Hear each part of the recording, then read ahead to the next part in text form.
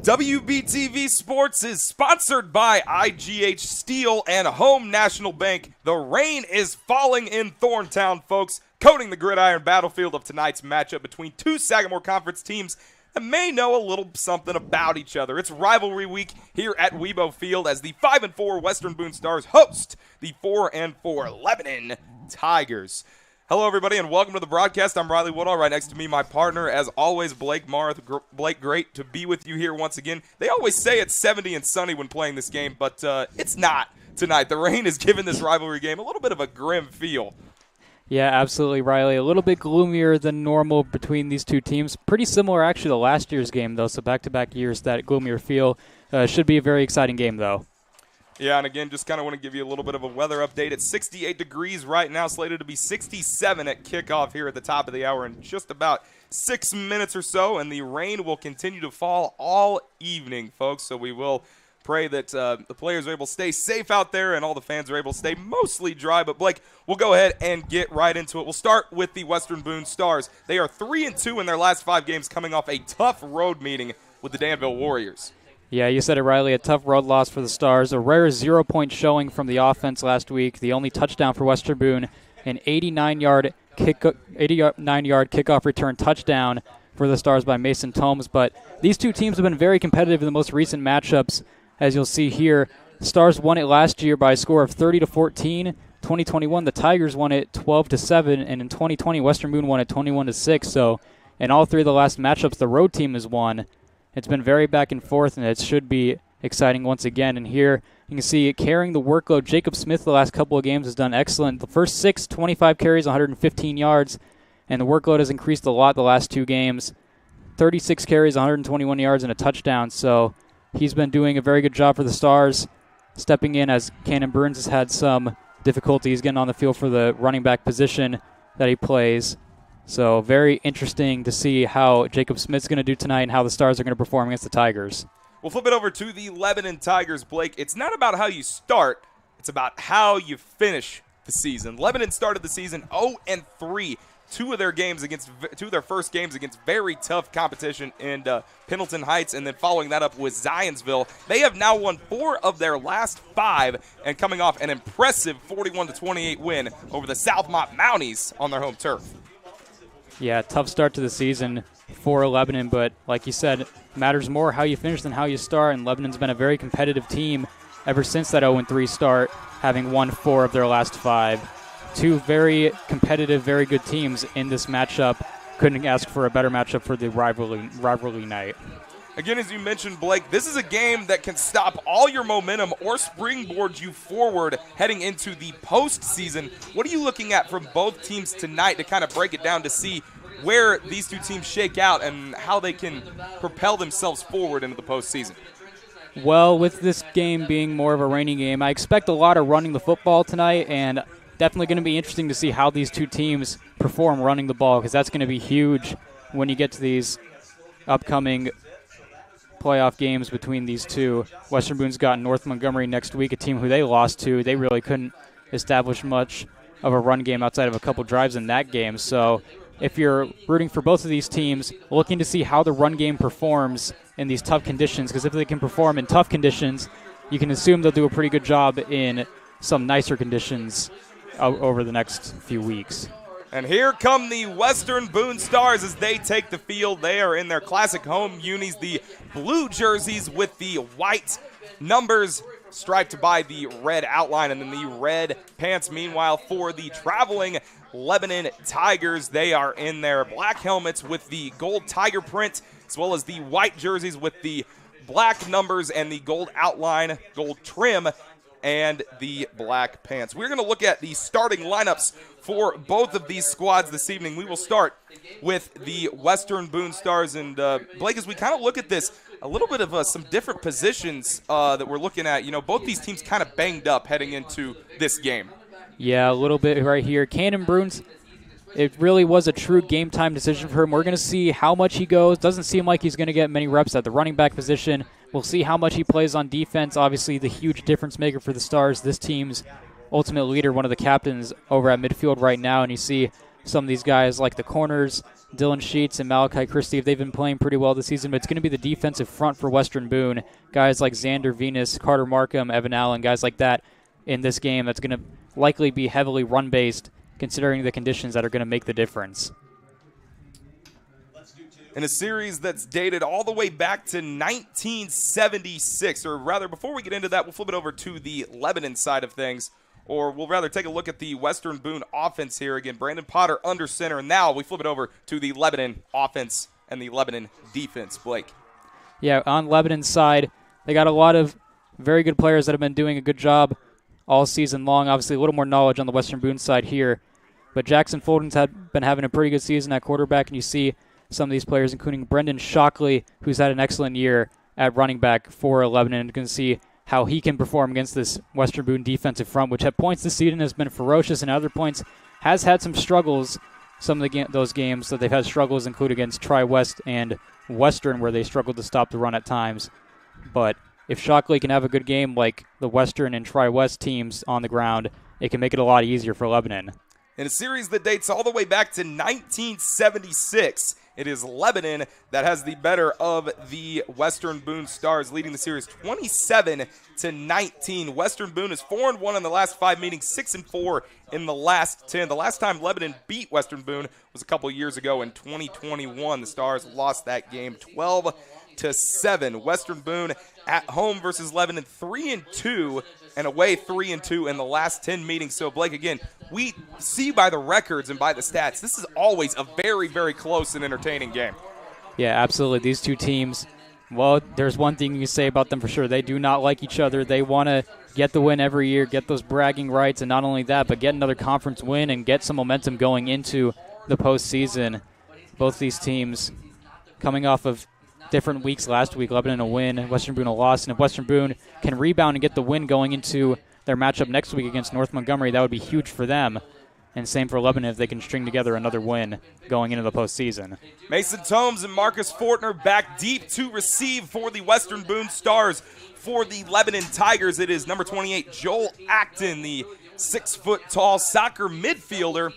He is set to kick it off at the 40-yard line on the near hash.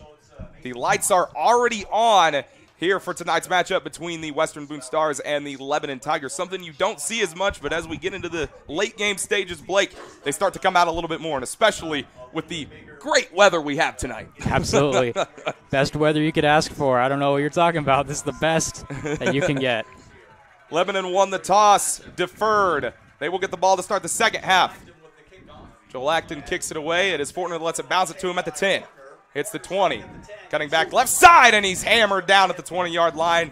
Mark him a couple yards ahead of the 20 at the 22, and that is where the drive will start for the Western Boone Stars. Here comes Blake, the 5'10", 160-pound junior. Brandon Potter last week, 7 of 14, 45 yards, and an interception.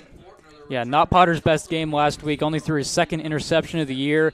He's had some nice passes throughout this year, but a lot of the times he's been just a little tiny bit off whenever he's missed some of these throws. Last week, a good example of that. He was very close to hitting some big ones for Western Boone. They call football a game of inches for a reason. That's what it was last week. 1st and 10 at the Western Boone 22.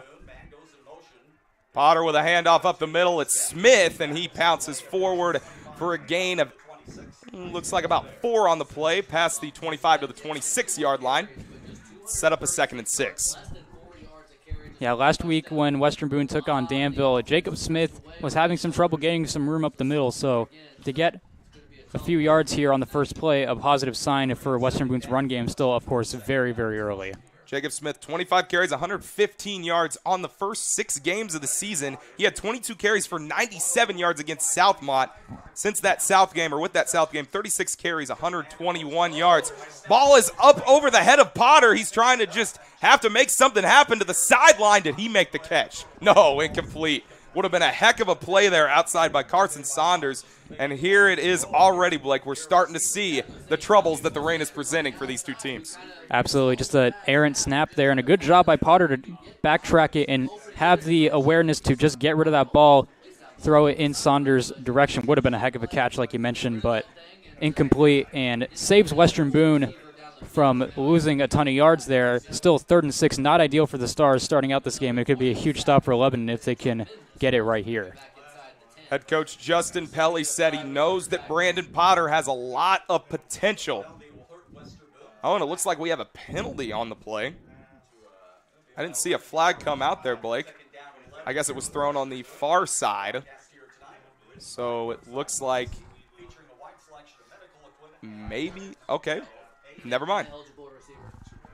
They're saying ineligible receiver downfield for Western Boone. So the play doesn't count. It'll be 2nd and 11. Kind of a lucky break there for the Stars. Let's see if they can capitalize. Potter fakes the handoff and fires it to the sideline. Caught. Fortner scampers down the sideline and kind of gets the penalty yards back. Maybe 1 yard more, but the Stars are going to be looking at about a 3rd and 5. So just about the same scenario as before. A little bit better for Western Boone than it could have been. Instead of a 3rd and 6, a 3rd and 5, but still same deal here. Western Boone early on, not even a minute into this game, a little bit of trouble on the offensive side. Going to want to try and see them get it going if they want to stay really competitive in this game. 3rd down and 5 at the Western Boone 27. Potter, hands off. No, it's going to be Potter that kept it. Lebanon says they have the football, and they do.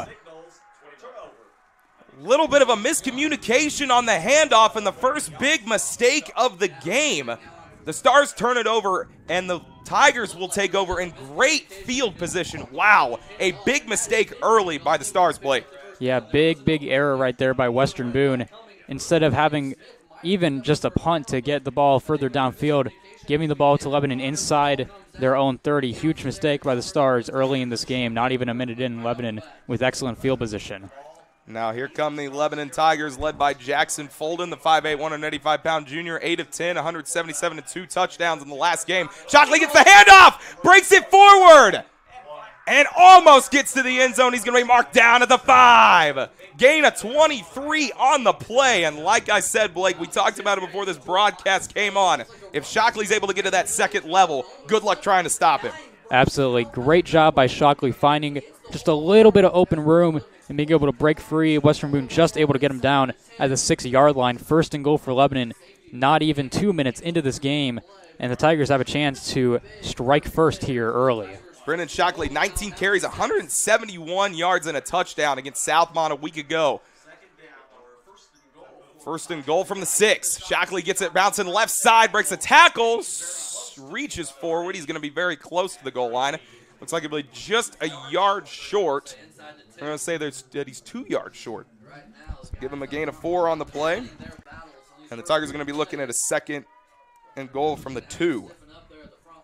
And this is a really good indication here early how Western Boone's going to be able to do stopping these short yardage plays. Really have had troubles all season with short yardage, like a lot of teams do, but in their case, they've really struggled to stop much short yardage stuff at the goal line. We'll see if they can make a stand here or if Lebanon's going to be able to get the first touchdown of the game. Lebanon knocking on the door. 2nd and goal from the 2. Shockley gets the no. It's Folden that keeps it running right side, and he's in. Touchdown Tigers. And the Tigers hit pay dirt immediately and cash in the early turnover from the Stars. And they get 6 points. Yeah, and strike first blood. Excellent play fake right there. Being able to keep it onto the far side and wide open over on the right. And the Tigers striking first here on the road. The turnover and then the touchdown. Excellent start. Couldn't ask for a better one if you're Lebanon. Number 43, Brady Johnson, 25 of 27 on PATs this season. He gets the hold from Folden. Kick is up, and it is good. The Tigers draw first blood on the road, and they go up 7-0. Yeah, excellent play fake right here on the right side. There's a penalty on the kick, by the way. But penalty on the kick. The officials are discussing it. I don't think it's going to affect it much here, Blake. It might affect it on the kickoff, but go ahead. Yeah, Folden on that play, just excellent play fake.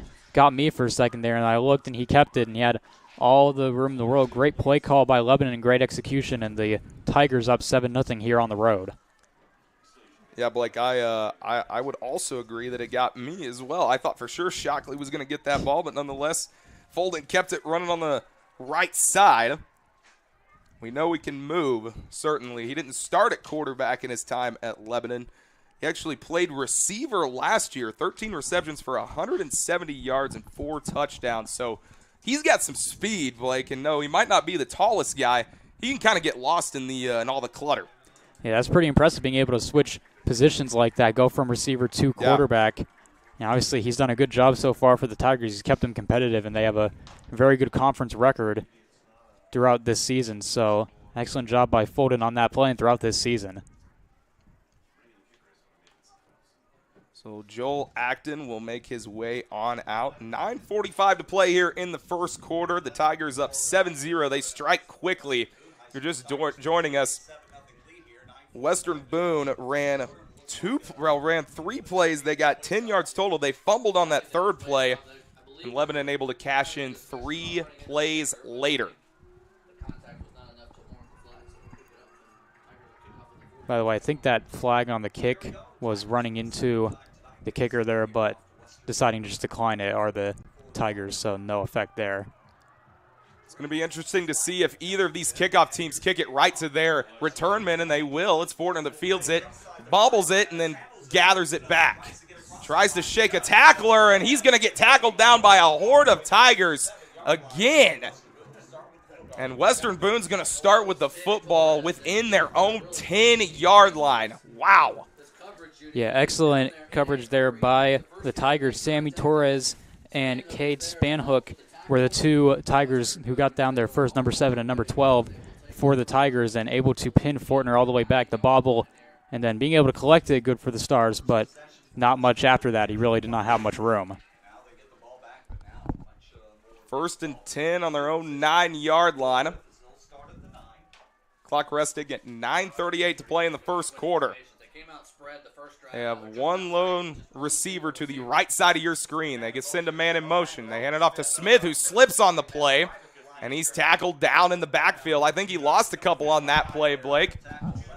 Yeah, that looked like a slip there by Smith, and going right into a Tiger on the play as well. Kind of slipped and ran into one of the Tigers, so definitely not a good start to the drive for Western Boone. It looks like they're going to mark him just right back at that original line of scrimmage. Western Boone only had 47 total rushing yards against Danville. Justin Pelly saying that a couple of new guys really have to step up in that position for him, and that's a better run play, a better job there by the offensive line and Jacob Smith. Call it a gain of 8 on the play, and the Western Boone Stars looking at a manageable 3rd and 2. Yeah, much better run there by Jacob Smith, able to find the open lane. Having to step up in the last few games, trying to see if he can do more like what he did against Southmont, not against Danville last week. Potter under center talking with the line. 3rd and 3 at the Western Boone 15-yard line. Smith gets it once again running left. Met immediately. Did he get there? It looks like he might have just enough. And it does look like they're going to give it to him. Gain of 3 yards, and the Stars move the sticks on a critical 3rd down, Blake, to keep their drive alive. Absolutely. Big play there by Smith, able to get just enough right to the line to gain for Western Boone. They get their first down of the game. That was something they really struggled with last week. They had good field position at times against the Warriors, and yet they weren't able to capitalize. Not a lot of first downs, so big to get one early in this one and keep this drive going. Had multiple scoring opportunities in the Danville side of the field, just were unable to punch it into the end zone. 1st and 10 at the Western Boone 20. Counter run play, left side, Tomes. Flag on the play, and it looks like it's going to be coming back. Man, that would have been a big gainer for the Stars. But a flag was thrown immediately on the side where Tomes was running, and it looks like, yeah, the Stars are going to be backing up on this one. Yeah, that one came out almost immediately. He knew pretty quickly that was going to be against Western Boone, and looked like it could have been a nice gain for Tomes, but not going to count. So that's the 2nd penalty already on the Western Boone Stars. First one was an illegal man downfield. This one a holding, so 1st and 10 is going to become a 1st and 20. Yeah, and that's why that hole opened up for Tomes on the left side. That hold there ended up breaking it open, and Western Boone not able to get away with that one. And penalties this season have been critical for Western Boone at times, especially in games like the one against North Montgomery. Those penalties really cost them the game there, and trying to avoid something like that from happening ever again are the Stars this season. And I was going to tell you, Blake, like you were calling that game, and I talked with Pelly about it. They had over 100 penalty yards, and that's something that they're not known for at all. Absolutely. 1st and 20. Smith bursts forward, has a lane, and he's going to get all those penalty yards back and more. Looks like they're going to give him a gain of 13 on the play. Jacob Smith, not so fast, says the young sophomore. Jacob Smith, one of his best runs of the season right there, able to find that open lane. Great job by the Western Boone offensive line, getting the blocks. He got 15 on the play, ends up making it second and very manageable, getting them out of that 1st and 20. Great job by the sophomore. 7:05 and ticking here in the first quarter. 2nd and 5. Stars with the ball on their second drive of the game. Smith gets it running up the middle once again. And it looks like he's going to be just short of the line to gain. Call it a third. No, they are going to move the sticks. It is a 1st down for the Stars. A gain of 5 for Smith on the play. Yeah, the Western Boone run game on this drive has looked much better than they did on the first one and really all last week against Danville, being able to find room. And Jacob Smith and the offensive line and doing their work early here. Great job by the Stars on this drive. 1st down and 10 at the Western Boone 30. Potter as he resets his guys. Loses the football again and then just has to run forward with it. Wow, another bobbled snap early on. The second one of the first quarter for the Western Boone Stars, Blake. Is that a cause for concern if you're Justin Pelly and company heading into the rest of this game? Yeah, certainly so. Want to be able to get your hands on the ball. That one more on Potter, it looked like maybe a little bit high, but unable to get that one in. Does end up gaining a couple yards on the play, so it could have been far worse. But the high snap early and then unable to bring it in right there was Potter, but able to get it just in time. 2nd down and 8. Potter fakes the pitch. He's going to pass to the sideline and complete. He was looking for Phillip Talbot. Great coverage there by number 6 for the Tigers. That is Colton Pollard. I kind of like the play call there, Blake. You try to switch some things up. It's Potter's second attempted pass of the game. He completed his first one for 6 yards. That one goes incomplete, and now you're looking at a 3rd and long. Yeah, had the look for a second there, but Pollard able to do a good job and break that one up and make it 3rd down for Western Boone. Excellent job by the junior for Lebanon. Last time these two faced off, Western Boone had 51 passing yards, 258 yards on the ground. This is definitely something they want to get going. 3rd and 8 at their own 32. Potter going to pass once again over the middle. Caught by Fortner. 1st down, Stars. Excellent play right there from Potter to Fortner. They've had a great connection all year. Just get him on a little slant route, find some room, get the 1st down. Excellent by Western Boone. You see here, fakes the pitch. No way they were going to run it right there. And Fortner able to get near the 45 over to the 43-yard line. The Western Boone drive continues. Marcus Fortner, 17 reception, 195 yards and 2 touchdowns. He leads the team in all 3 categories, the best wide receiver on this squad. Smith gets the call again, running straight up the middle, kind of drugged down by his jersey, hit low. And he'll be knocked down after a gain of 4. And good sportsmanship there from number 66, Eli Bridges, helping him get up for the Tigers. So good sportsmanship there, and getting 4 yards is Smith. And even just to get even 4 yards on these runs, 5 yards instead of 1 or 2 is going to help the Stars a lot. And Jacob Smith's done a good job at doing that so far. Setting up the 2nd and manageable, 2nd and 6. Stars driving on their second possession of the game at the 47-yard line. Potter's going to keep it. Nowhere to go and brought down in the backfield.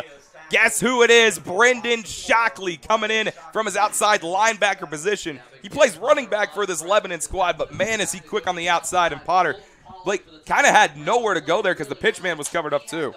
Yeah, absolutely. That play kind of just broke down right off the bat there. And Western Boone trying to go a little bit trickier on that one, unable to do anything, and ends up losing a few yards. 3rd and 9, a sack there. Western Boone in trouble on this drive once again. Loss of 3 yards, 3rd and 9. Potter, play fake, looking, downfield, got a man, incomplete.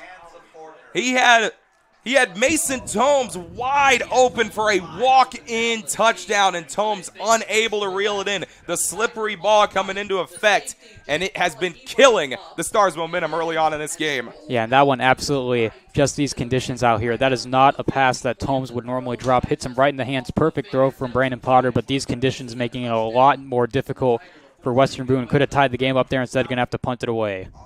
So it is Phillip Talbot that punts it away. Caden Lark will watch it bounce to the sideline.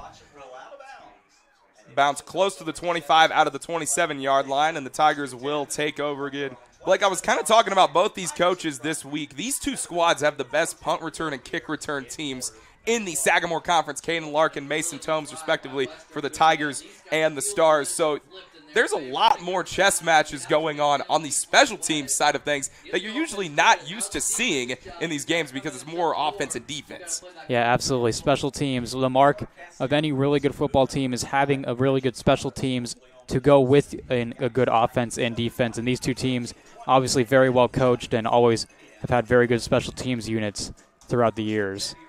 So the Tigers scored on their first drive. They got it in favorable territory at the Western Boone 28-yard line. Folden hands it off at the middle. Shockley, and he's corralled down by Luke Jackson and number 32 for the Stars. That is Carter Markham at his D-tackle position. Luke Jackson in his inside linebacker spot. Gain of 2 on the play. And right there, Jackson helping get Shockley up as well as the good sportsmanship on both sides. It's a rivalry game, but they're keeping it clean for the most part so far in this game, and you love to see that. But on the run, Shockley able to get a couple to get this drive started for Lebanon, and the Stars definitely would like to hold the Tigers to limited gains like that instead of big runs like we saw from Shockley earlier. I think both these teams know exactly what's at stake next week when you start postseason play. Spread formation, Folden in the gun. Gunning out to the sideline, it's Lark. Bubble screen down the sideline, hit hard out of bounds. And a great gang tackle there by Luke Jackson once again, flying around and holding up the money symbols. Give me the money are the Western Boone Stars defense. Yeah, only a 4-yard gain there and could have had more room, but Jackson closing it immediately and getting a huge hit and being able to make this third down. A good job by him in getting to 3rd and 4. Stars defense would like to get a quick stop and get the ball back for their offense, who had a drive going there for a second. Want to make sure this game doesn't get out of reach for them. 3rd down and 4. Lebanon with the ball on their own 33-yard line. 2:50 and ticking here in the first quarter. Holden looking to the sideline. Incomplete. Out of the reach of number 19, Jay Pollock. And that one just a little bit wide there by Folden. Had Pollock over there. Could have been a first down had he caught it and been able to get a little more room, but falls incomplete. And a great stand by the Western Boone defense to get the ball right back to their offense. Again, Caden Lark to punt for the Lebanon Tigers. He sets himself firmly in his own 19-yard line. It is Fortner and Tomes back deep, and they set their heels at their own 30.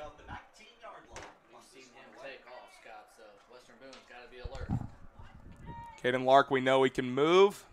Looking, and he finally decides to get it away. It's a wobbler. Not the best punt in the world. It bounces past the 50 down to the 45. Take a nice solid bounce for the Tigers, and the Stars will set up in pretty favorable field position at their own 43-yard line. A great stand by both these defenses, but now the Western Boone offense, Blake, sensing that the tide is turning for them to get themselves on the board. Yeah, absolutely. And didn't that one look a little bit like Lark was thinking about running it to the right? Oh, absolutely. Saw that. Western Boone did that a couple weeks ago against Southmont, the fake punt touchdown for Philip Talbot. And it looked like maybe for a second Lark wanted to show them what it's like to sustain that, but ends up punting it away. Not the best punt in the world, but does take a good bounce. The Stars get it in good field position. 1st down and 10 at the Stars 43. Potter's just going to take it himself, running straight up the middle. Gets hammered by a couple different defenders and dragged down after a gain of 4. He's close to the 50-yard line, marking him down at the 48. And they've been working Potter into these runs a little more throughout the season. We saw him run it earlier for a couple yards on the bobbled snap, and that one looked much more designed. Got 4 yards, more like 5 actually, and solid gain for the quarterback on 1st down. Still not quite the quarterback run game that we saw from Rowan Durbin last year for the Stars, but Potter's able to move. Don't underestimate him on the ground. I was going to say, Blake, Stars saw what it was like to have a dual-threat quarterback, Rowan Durbin, 445 yards on the ground last season. It's Markham running to the left side, and he's ankle-bitten, taken down, but not after the 1st down, and the Stars are moving into Lebanon territory, the 45-yard line. And here's a good play design right here to get Markham involved. Look like you're faking the pitch over to Smith and get Smith in front to block, and a good job by him. He got a block on the play as well, so good job by Western Boone on all fronts to get that play working and to get into Tigers territory for the first time tonight. Gain of 7 yards, moves the chains. 1st and 10 at the Tiger 45-yard line. Potter's going to pitch it out. Tomes trying to follow his blocks. Great tackle there by this Lebanon defense, and Tomes still down on the play and finally helped up by a couple of his teammates. Good to see that he is up, but Shockley and Trey Reese in there on the tackle. Both these defenses play so fast and furious, Blake. It's hard to get things going with them. Yeah, absolutely, and only risk of having a fast defense like that is sometimes you go so fast you whiff when you're trying to get to the ball carrier, but not in that case. A good carry attempt by Tomes and a good tackle there by Shockley and Reese, and makes it 2nd and 8 for Western Boone. 2nd down and 8, ball at the 43-yard line of the Tigers. Potter fakes the handoff, going to run it himself, cutting up the middle, fakes the pitch. Nice job by Potter. He gets close to the 1st down marker. Give him a gain of 5 on the play, and it'll set up his team with a 3rd and 3. Yeah, good play right here. It looked like he had a little more room on the left side for a second there, kind of closed off immediately, so you got to give the Lebanon defense some credit. But mixing it up here, getting Potter involved in these runs, getting some passes for him. This Western Boone offense needed some variety after last week was kind of just went stale throughout the game against Danville last week, and getting a lot of that early in this one. Potter, 38 carries, 51 yards, 4 rushing touchdowns on him on the season as Markham trades over from left to right. Potter gives way to Smith once again, breaks a tackle, still on his feet, pushing his own blocker past the 1st down marker into Tiger territory, past the 30, down to the 28-yard line. Great carry there by Jacob Smith. Good blocking by Western Boone all around. And Smith just able to find the littlest crease there. And you see the Western Boone blocking on that play led by Wyatt Dickey. Good job to get past the 30-yard line in Western Boone with an opportunity after this quarter to try and tie this game up. Smith's 8 carry goes for 9 yards. And that will do it for the first quarter of action. The Lebanon Tigers cash in on a turnover in Western Boone territory to get them on the board first. They're ahead 7-0. So we head into the second quarter. Blake and I step aside and be back with you momentarily here on WBTV Sports.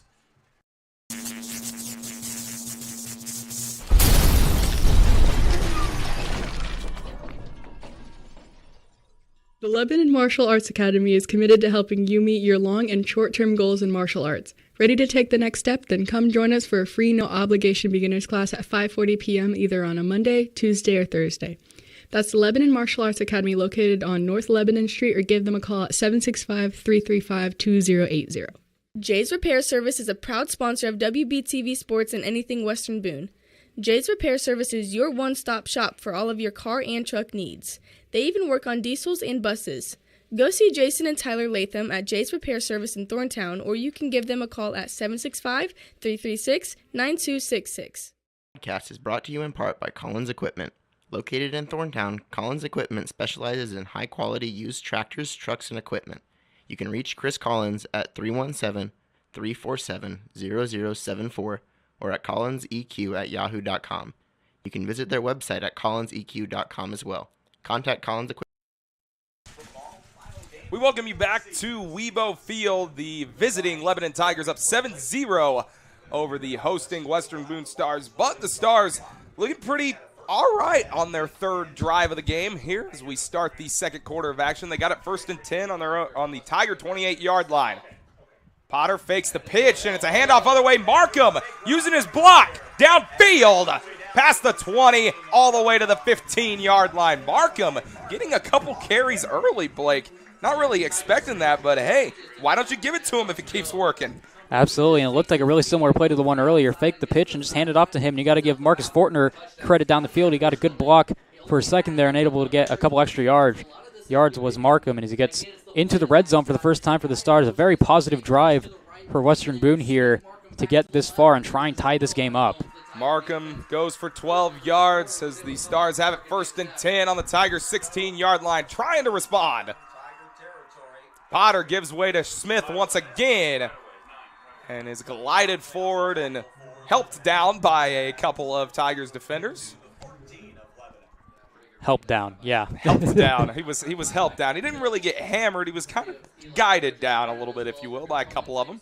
Politely asked to go down. Politely asked to sit down. And once again, Smith able to get some more yards, even 3 yards compared to what was going on last week where he was getting stuffed at the line pretty quick. It shows great improvement by him and the offensive line.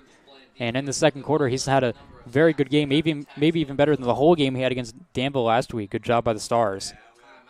And it looks like we get a timeout on the field from Jeff Smock's crew as Lebanon will talk it over. So, Blake, early going in this game, a couple plays into the second quarter. What have you seen from both teams? What do you like? What do you not like? Well, from the Western Boone side, what I like seeing is their ability to run the ball with Jacob Smith and also with Carter Markham on these couple of plays, and also Brandon Potter as well.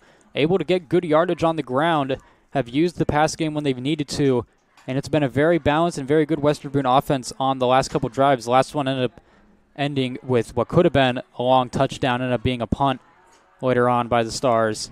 But this one getting into the red zone, very positive for them. And for Lebanon, what I've liked seeing is how energetic they've been on the defensive side at points in this game. Enthusiastic tackles and doing a good job limiting the Stars at points, with the Stars starting to find a way to kind of manipulate that. So both teams have good things to take away, some things to improve on, but early on in this game, couldn't ask for a better one with it still being this close early on, not getting out of hand. Both of these coaches talked about the challenges of the late game stages of this season, especially having the rivalry game as the last regular season game. A lot of guys are banged up. A lot of guys, kind of mentally fatigued as you just enter that grind part of the season. But trying to keep things going and give themselves something to build upon as they head into the postseason. 2nd and 7. Stars knocking on the door at the Tiger 13-yard line. Potter fakes the handoff, going to get it out to the sideline. Caught. Fortner trying to make a move. Great open field tackle by Brendan Shockley once again. Fortner, we know he can move, Blake, but a great job by Shockley, able to close this space, close the gap, make the tackle for a minimal gain. Yeah, absolutely. Good job there by Shockley. He's been doing it all so far for the Tigers, both defensively and offensively at the running back position, and able to close that gap pretty quick. Fortner actually had a lot of room over on the right side initially. Could have potentially gotten the first down and more, but Shockley closing in and makes it 3rd down instead. Brendan Potter, 595 yards passing this year, 5 touchdowns, 2 interceptions coming into tonight. Spins and hands over to Smith, straight up the middle, unimpeded, touchdown Stars. The Red Sea parted, Moses helped him out, and the Stars are on the board. Excellent run here from Jacob Smith and the Western Boone offensive line, like you mentioned. Nobody there right away. Great job with all the blocking up front, and Jacob Smith with a great touchdown, his 2nd of the year, and the Stars looking to try and tie this game up. Philip Talbot on to attempt the PAT for the Stars. It's up and good. Philip Talbot makes it 27 of 30 on PATs this season. Blake, the Stars have been blessed with 2 really, really solid kickers for a long time. Obviously, Josiah Smith last year and all the amazing things that he was able to do for this team all throughout his career at Western Boone. And now you throw in Philip Talbot. But how difficult is it to not only be the kicker, but also be on offense and play defensively at the same time? It's almost like you never get a break out there. Absolutely. I know I would say that it would be really difficult, but Philip Talbot's made it look easy all year on all fronts there. He's had touchdowns offensively. He's had touchdowns defensively. He's had touchdowns on special teams. He's done it all for the Stars, and he's also been very excellent kicking PATs, kicking field goals here and there, just like Josiah Smith was for the Western Boone Stars for those 3 years before. So Western Boone, like you mentioned, been blessed with some good kickers over the last couple of years, and saw there, able to tie the game up and tie this one in this great rivalry game.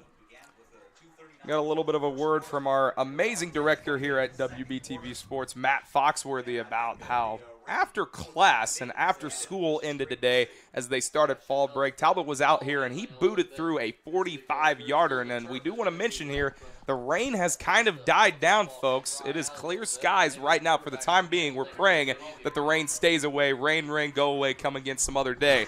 But for now, we have some clear skies, so hopefully the struggles with handling the ball, Blake, go away. Yeah, hopefully so. And as tough as it is in these rain games, as fun as it could be, it also you want to see as clean of a game as you can. Talbot sends it away. Trey Reese and Caden Lark. Reese is going to field it at the 2. Reese looking for a lane. Got a lane on the left side, following his blocks. Past the 30, all the way to the 33-yard line. Again, dangerous return men for the Tigers and the Stars, and that a prime example.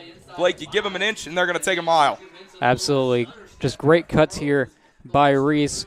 Marco Velasquez able to eventually make the tackle for Western Boone, number 17, but getting inside the 30 or past the 30, rather, for the Tigers is Reese. So better field position for Lebanon than at certain points in this game, like on the last drive. Have not seen either of these two teams shy away from kicking it right to their playmakers on special teams. We'll see if that continues tonight. Lebanon takes over on their third drive of the game, 1st and 10 at their own 33-yard line, 10:20 to play in the first half. Shockley's going to catch it on the right side, trying to use his speed around the corner and then hammered out of bounds by Fortner. Wow. Fortner bringing a little extra mayo to this one, but not after Shockley gains 7. Yeah, great hit by Fortner, and also good job by Shockley. I thought he was going to go out a few yards before that there, and he ultimately kind of tight-roped the sideline and got a few more, and the big hit by Fortner to end the play. But a solid gain for the Tigers as they get near the 40, 2nd and 4 for Lebanon now. Shockley had one reception last week that went for 12 yards. He's dangerous on the ground, but he's also pretty dangerous in the passing game as well. Folden's 2 for 3 on the evening so far. He gives way to Shockley up the middle, bouncing it to the right side, breaking some tackles, flag on the play. It will be coming back as Cannon Bruins brings him down along with Luke Jackson. And man, as we're hearing here in the press box, Blake, you know, that holding penalty going to be negating a pretty big run play. You know, we've seen penalties come a little bit on both sides so far. Not the cleanest game that either team's playing up to this point in time. Yeah, absolutely. Some critical penalties at points in this game. Could have been a big first down for Lebanon and really gotten the drive going for them, and that's going to end up costing them 10 yards here, so make it 2nd and long. And despite the run, not going to count, and it's going to be a lot more difficult for Lebanon as they now have to do it from 2nd down and long. Head coach Jeff Smock talked about not creating penalties, and what's been the key to their success in this stretch of 4 of their last 5 is they haven't turned the ball over. They haven't turned the ball over in their last 6 games, which is pretty impressive for this Lebanon squad. But now, staring at a 2nd and 12. Shockley up the middle. Gets away, tries to get away from Talbot. He's able to get just enough of him, and the Dogs come in able to help him out. Shockley gets about 4 on the play and gets his team back to the 35-yard line. It'll bring up 3rd and 8. Yeah, good job by Talbot to just barely get Shockley. Could have been a huge gain there. He had a little bit of room, but Talbot just able to slow him down, makes it still a 3rd and long for Lebanon. So at least for the Tigers' sake, they got a positive play, but for Western Boone, a great defensive play and makes it 3rd down and 8. Big one here. Are the Tigers able to convert on 3rd and 8? Or are the Stars starting to sink their claws in on defense? We'll find out here. Folden in the gun. Working around, moving, left side, downfield, caught, Caden Lark, 30, 20, 10, see you later, he's out of here, touchdown Tigers. What a play from beginning to end there. Folden able to roll left and floats it perfectly downfield, and there is no way Stars were going to catch him. Great play, and that's exactly what the Tigers needed on 3rd and 8 there. Don't give the ball back to Western Boone. Instead, get the touchdown and extend and get back into the lead, rather. 65 yards. Folden going to Caden Lark. Lark may be the best athlete in the Sagamore Conference. What a play. A lightning strike from number 9. As Johnson has it up and good. And the Tigers reclaim the lead 14-7, 8:55 to play in the 2nd quarter. And you want to talk about taking the life out of this crowd here. They were very loud on that 3rd down, and yet Folden, under pressure both from the crowd and on the play, able to float it perfectly for Lark and able to just get away from everybody. Even Marcus Fortner, who's been one of the top defenders so far for Western Boone, wasn't able to catch him on the play. And Lebanon here on the road with a 14-7 lead, big for the Tigers. Pass defense wasn't really that much of a struggle for the Stars' defense in the game against Tri-West. It was the ground game that got it done for the Bruins a few weeks ago when these two teams squared off. You know, Blake, some of the holes in this Western Boone secondary that have shown the couple previous years, have kind of died down a little bit this year, but that one, Fortner just kind of got caught looking in the backfield a little bit. Yeah, absolutely. Obviously, there's always going to be points where the secondary has some slip-ups. For the most part, that hasn't really been a huge problem for Western Boone. But on that play, it absolutely was just able to find Lark. And you got to still give, though, Fulton credit for the perfect throw in stride over to Lark. And the Tigers getting a huge play that they needed to seize momentum back. Tigers 14-7. They're up on the road.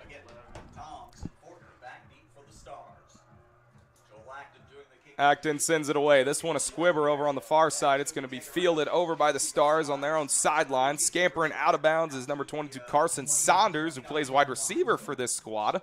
First time really either of these teams, Blake, have kicked it away from their playmakers, their star returners way deep downfield, and, kind of pays off for you there. Western Boone starting pretty moderately at their own 30-yard line.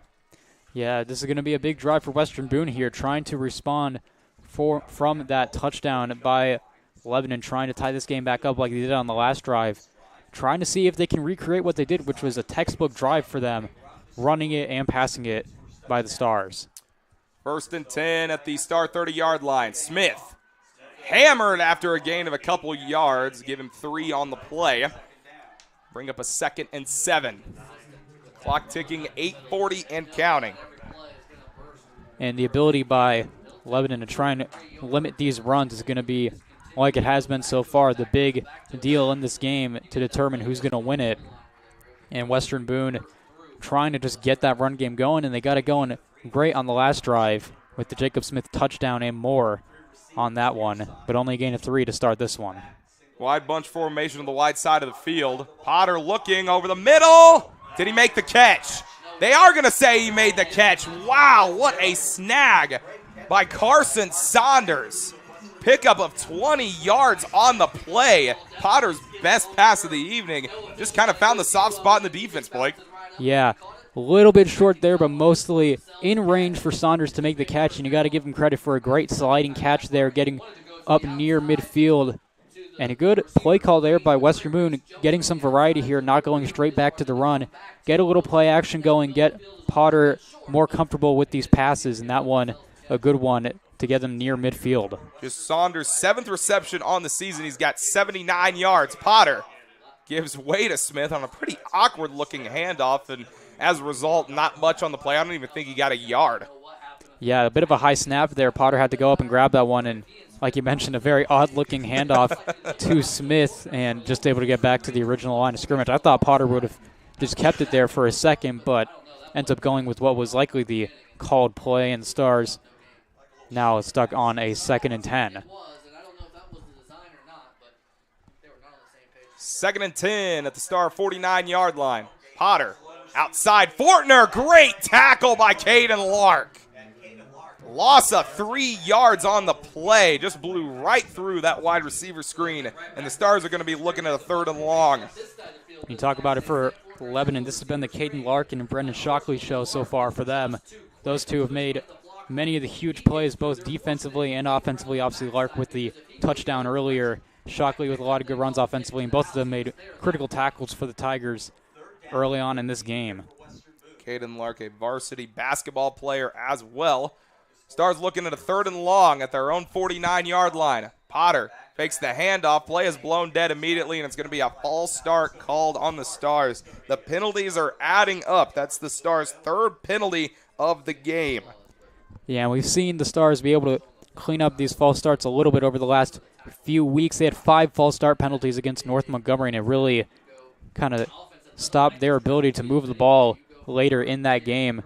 And they've cleaned up the false starts, but that one coming not at a great time for them, as it makes it now 3rd and 18 for Western Boone. 3rd and 18 now at their own 41-yard line. It's a quick hike. Caught the Tigers defense off guard. Tome's still on his feet past the 50, still trying to fight. Heck of an effort there by Mason Tomes. Gains about, I would say, 10, 15 yards on that play. Great job by number 21. So now, what do you do here, Blake, if you're Justin Pelly and company? Well, it looks like he's looking at the moment to leave the offense out there. We'll see if they actually end up calling it here. But 4th down and fairly long.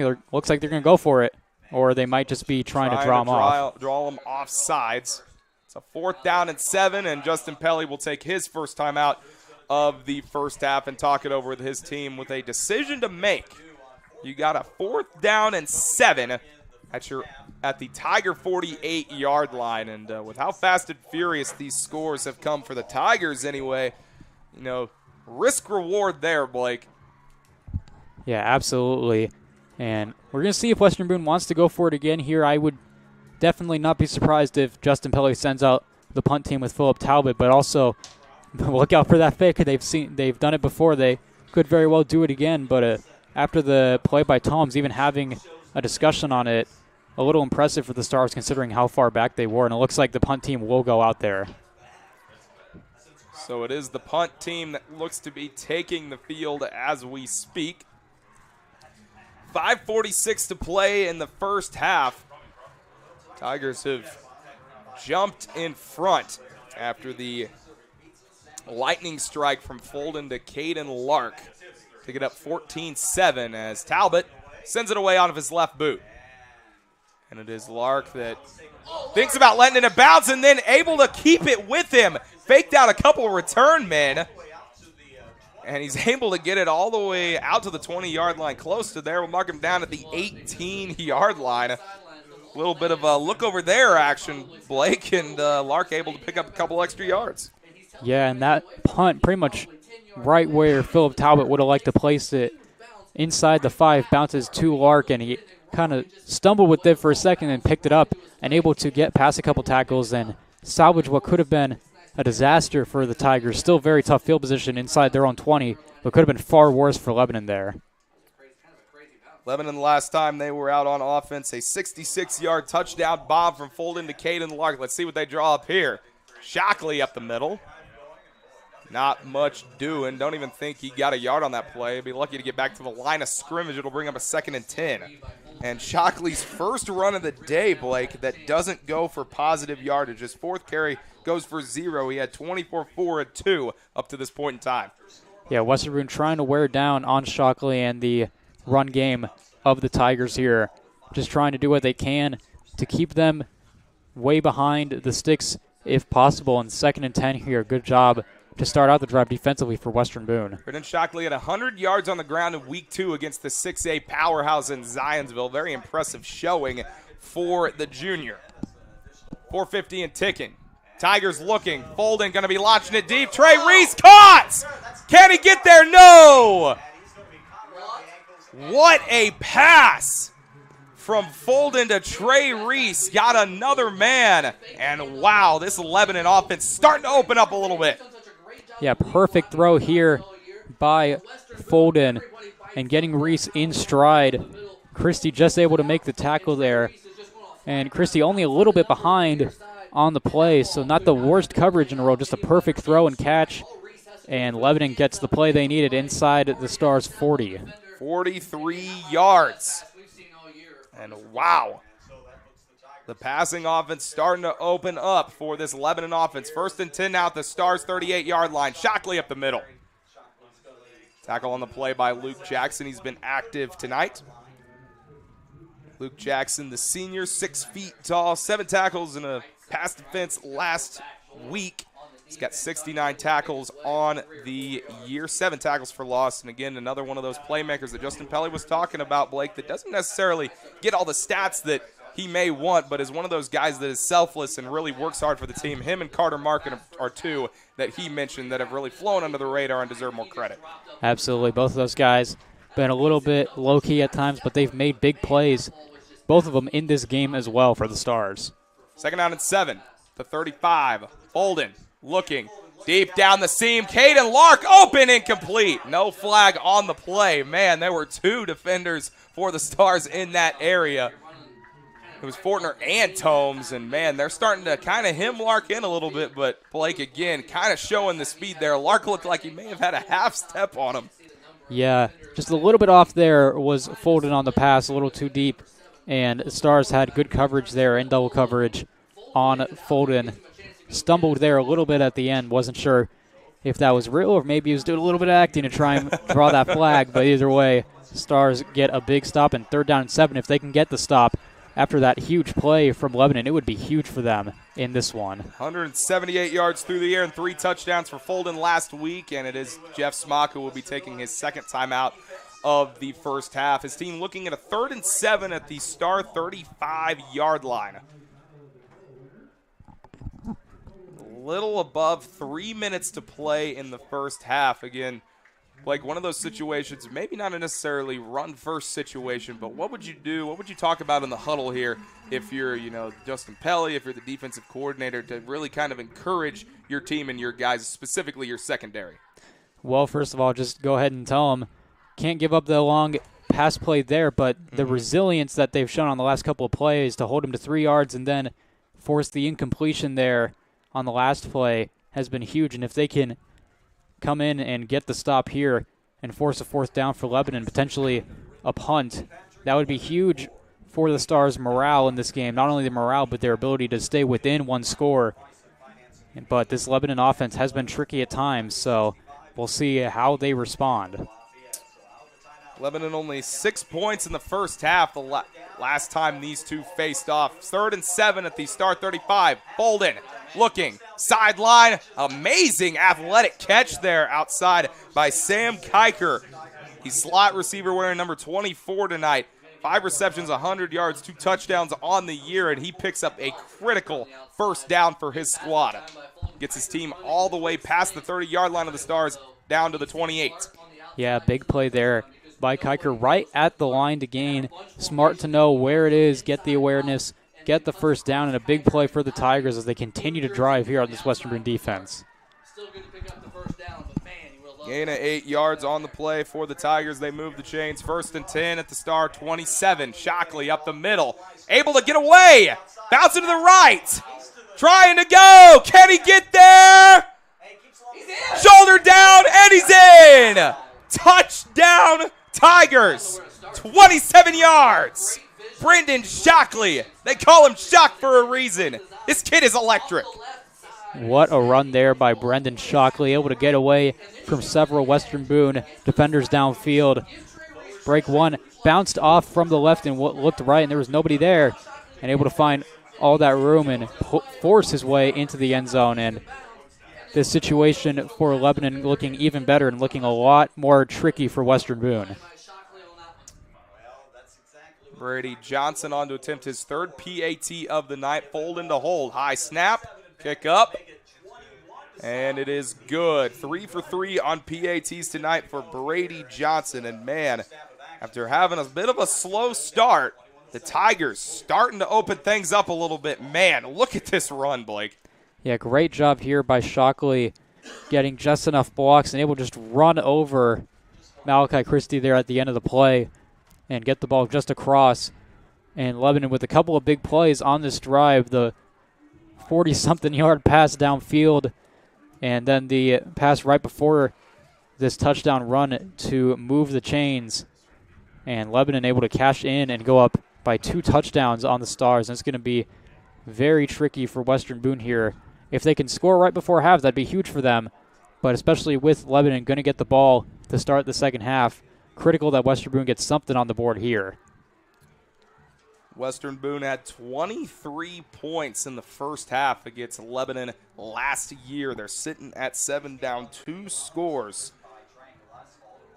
Some of the things that stood out in that game, Brendan Shockley, only 3 carries for 26 yards. He was the number 2 guy last year behind a couple seniors. He's really exploded. Jeff Smock was talking to me a couple weeks ago about how they had a conversation about this, and he told Shockley that he had to be the dude at that position this year. And, man, I'll tell you what, he's doing that and then some. Absolutely.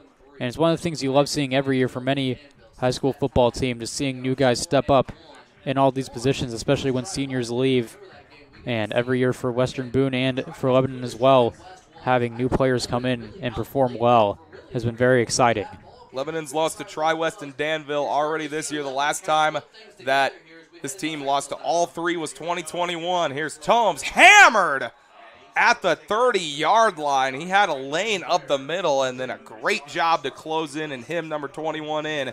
So the Stars will have about 2 minutes and 46 seconds, 2 timeouts to make something happen. Blake, we've seen a couple times that they've had the home run shot.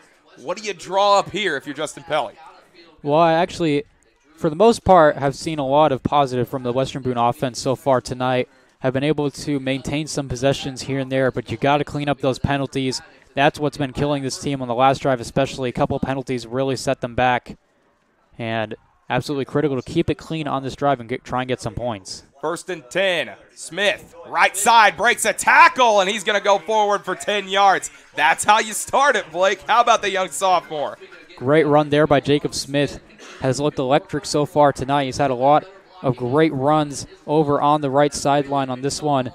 Able to just get past the Lebanon defender, kind of bounce off him as well and get up to the 40 and get that first down. A good way to start for Western Boone. Keep it on the ground. Don't have to worry too much about time, at least for now. You can still run the ball if you need to. 2:25 and ticking, 1st and 10 for the Stars at their own 40-yard line. Potter to the sideline. And it's Tomes that's unable to corral it. Fortner dives onto the ground just in case. It's going to be an incomplete pass either way. It was a bit forward. But again, another pass that Tomes is unable to reel in, Blake. He still has not caught a pass tonight, and he's got 2 targets thrown right at him. Yeah, tough night so far for Mason Tomes in the receiving game. Had the dropped one earlier that could have been a touchdown or at least a massive game for Western Boone. That one not as critical since it was just a first down play to the outside, but still not what you want to see in the receiving game if you're Mason Tomes. 2nd and 10. Smith up the middle. Following his blocks, man, again, Smith, the workhorse, getting it done for this squad for the Stars. Gain of 8 on the play. It'll set up a 3rd and 2. Another good carry there by Smith. And if you're Lebanon, don't like giving up those yards, but you say now it's 3rd down. If you can get the stop here, you can try and get the ball back once again with some more time. But Western Boone, ground game has worked on this drive. Still got to be not mindful of the clock as it begins to tick ever so slightly. Western Boone still has 2 timeouts in this half. Under 2 minutes to go. 1:45 and counting. Potter in the gun. 3rd and 3. Potter looking. Flushed. Over the middle. Caught. Got a man. Tomes down the sideline. Ball is loose on the play. And they're going to say Lebanon has it. Lark is returning it over on the far side. Are you kidding me? We got to check this out. Yeah, I definitely. Oh, yeah, that ball's out. Ball's out, but I thought it went out of bounds based on what we saw, but they don't have the replay like we do, so that play's going to stand. Wow.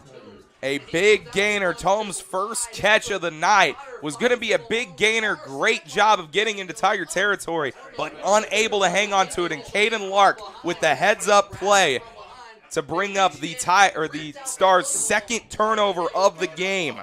And that would have been a huge play there. And Lebanon getting the play, maybe getting a little bit of luck on their side there, as it was tough to tell at that moment from the officials, and it looks like they're going to get the ball here. The Tigers hand it off to Shockley. Shockley following his blocks.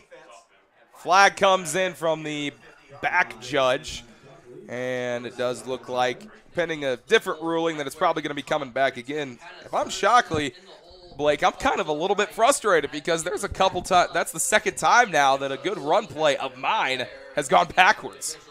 Yeah, another critical holding play in this game. Lebanon not as much urgency as you would have seen from Western Boone as they were going down the field on that drive. But with Lebanon, you've still got a 2-score lead and you're going to get the ball before the half. Anything here would just be extra for Lebanon. So obviously not a great way to start that drive, and especially for Shockley to end up not getting that run. But still, Lebanon in good position, especially if they can get some more points on the board before halftime. Lebanon's 2nd penalty of the game. That one goes for 10 yards. They're looking at a 1st and 18 at their own 36-yard line. 1:18 and counting in the first half. Folden's going to take it running left side. And he's brought down by a couple of Western Boone Stars. Gain of 2 on the play. He'll bring up a 2nd down. Yeah, and Western Boone here just wanted to get one more stop. Try and get a little bit of positivity here. Stars have had some opportunities on both sides of the ball that they've kind of left slip away here inside a minute, just trying to get to the locker room and regroup and try and come back in this game. 50 seconds and counting in the second quarter of action. Folden comes into the huddle, 2nd and 16. Not exactly a quick pace here. Yeah, right? 35 seconds. Folden in the gun. Hands off. Shockley unable to get away from the horde, and he's brought down after a gain of 2. Yeah, and looks like Lebanon's going to be content going into halftime with this lead unless they want to run one more play here. But inside 20 seconds, would be a little surprised if the Tigers attempt to run one more play if it's anything besides just a simple handoff here, and it looks like they're just going to let it go down.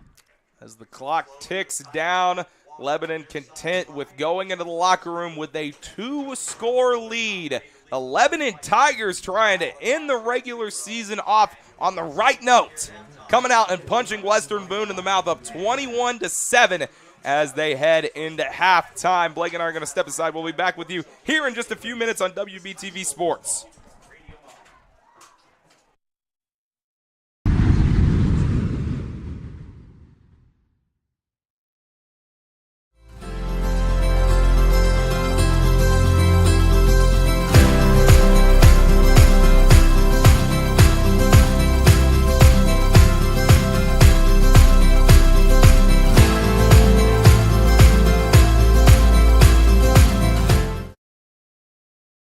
If your car's not running like it should, make sure you bring it to Beasley Automotive, located at 321 South Front Street in Thorntown. Locally owned by Webo grad Brayton Beasley, that's Beasley Automotive and Performance Repair. Hi, my name is Michael Behrens, and I'm a current meteorologist at WZZM-TV in Grand Rapids, Michigan. I bought this advertisement simply to support the awesome work that the Western Boone radio TV program does and the opportunities it provides to students. In fact, that's how I got my start in television. Without this amazing program, I would not be where I am today. So please, do what you can to support this unique program and the students who dedicate so much to make it a success. Thanks for watching WBTV. Whether you are a first-time home buyer or a long-time investor, Moody & Company is there to support you throughout the buying and selling process. Give Webo grad Jordan Moody and his team a call at 765-336-1622. Let Moody & Company take all the stress out of buying or selling your next home. Whitaker Glass and Mirror, located across from the Lebanon Municipal Building, has been serving the Boone County area for nearly 15 years.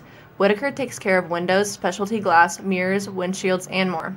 Contact Troy and Janie at 765-482-1500 or online at www.whitglass.com.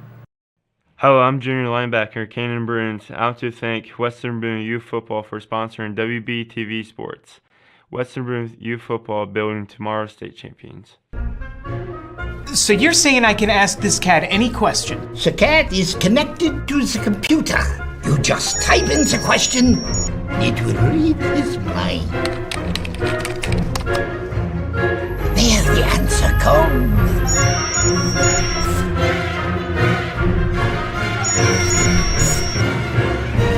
You're the man! I've been looking for this for weeks. WBTV would like to thank Nick Threlkeld for being a longtime sponsor of the Western Boone Radio TV class. And just like Nick's dedication to Western Boone, he's dedicated to making sure all of your insurance needs are taken care of. Give Nick a call at Ellinger Riggs Insurance for all of your auto, home, farm, life, and business. That's Ellinger Riggs Insurance at 765-790-4365. Do you need shirts for a school, business, club, or anything else? Give Willie Smith and Smith Tees Screen Printing a call. Smith Tees will give you excellent service with satisfaction guaranteed. Just call 765-436-7930. Jay's Repair Service is a proud sponsor of WBTV Sports and anything Western Boone. Jay's Repair Service is your one-stop shop for all of your car and truck needs. They even work on diesels and buses. Go see Jason and Tyler Latham at Jay's Repair Service in Thorntown, or you can give them a call at 765-336-9266. IGH Steel is a local family-owned company that provides all of your metal cutting, powder coating, fabricating, and even all your welding needs. IGH Steel has been serving Central Indiana since 2009. Give Scott, Penny, John, and Jim Nyrider a call at 765-482-7534. That's IGH Steel. Hi, I'm Anita B. from Anita B. Beauty, LLC. I'm a registered nurse, proud Lebo grad, fine line tattoo, and microblading artist. I offer 3-inch fine line tattoos starting at $100. Popular designs include birth flowers, loved one's handwriting, and custom design work. Additionally, I offer eyebrow microblading. We are located across from the Lebanon Library at the Glow House, where my business partner, Alita Jackson, offers teeth whitening and spray tans. And don't forget to mention this ad to get $5 off your next service. Go Stars! Just like when you are cheering from the stands or cheering from home, Boone REMC is cheering on our Boone County athletes. Boone REMC offers scholarships and youth programs. Find them on the web at bremc.com. That's Boone REMC, sending power to the stars. Defender Pilot Service is a proud sponsor of WBTV Sports. Ron Mahoy is a graduate of Western Boone and the owner. He is the right choice to keep you and your oversized loads safe on the highways. Veteran-owned and a retired law enforcement officer, Ron has been dedicated to serving our country and community for his entire life. Give him a call at 765-336-9015 or send him an email at defenderpilotservice@gmail.com. The Lebanon Martial Arts Academy is committed to helping you meet your long and short-term goals in martial arts. Ready to take the next step? Then come join us for a free no-obligation beginners class at 5:40 p.m. either on a Monday, Tuesday, or Thursday. That's the Lebanon Martial Arts Academy located on North Lebanon Street, or give them a call at 765-335-2080. The podcast is brought to you in part by Collins Equipment. Located in Thorntown, Collins Equipment specializes in high-quality used tractors, trucks, and equipment. You can reach Chris Collins at 317-347-0074 or at collinseq@yahoo.com. You can visit their website at collinseq.com as well. Contact Collins Equipment today.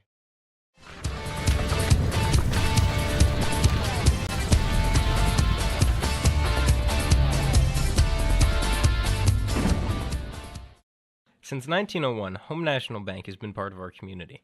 Through the years, Home National Bank has strived to meet all financial needs of their customers. Home National Bank has 2 convenient locations in Thorntown and Lebanon.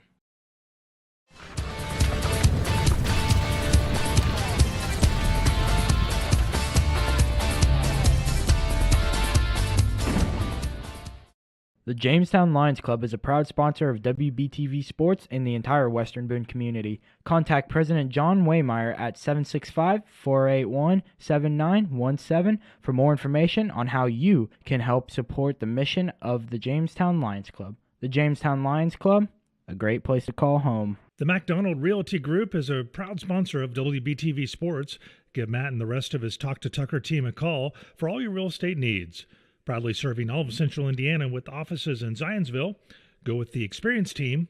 Go with the McDonald Realty Group. Just like the offensive line protects our Western Boone quarterback, Agent Derek Gaha of the Wilkinson Insurance Agency has your back when it comes to all of your auto, home, business, and life. Give Derek a call at 317-852-8330 to get a quote and find out how the Wilkinson Insurance Agency might be able to help you. Thanks to JL Hardwood and Flooring Restorations for making this broadcast possible. Our friends at JL Hardwood and Flooring Restorations do custom inlays, refinishing, laminate, and vinyl plank flooring. Give Jesse and Kristen a call at 765-894-5978 or check them out on Facebook. That's JL Hardwood.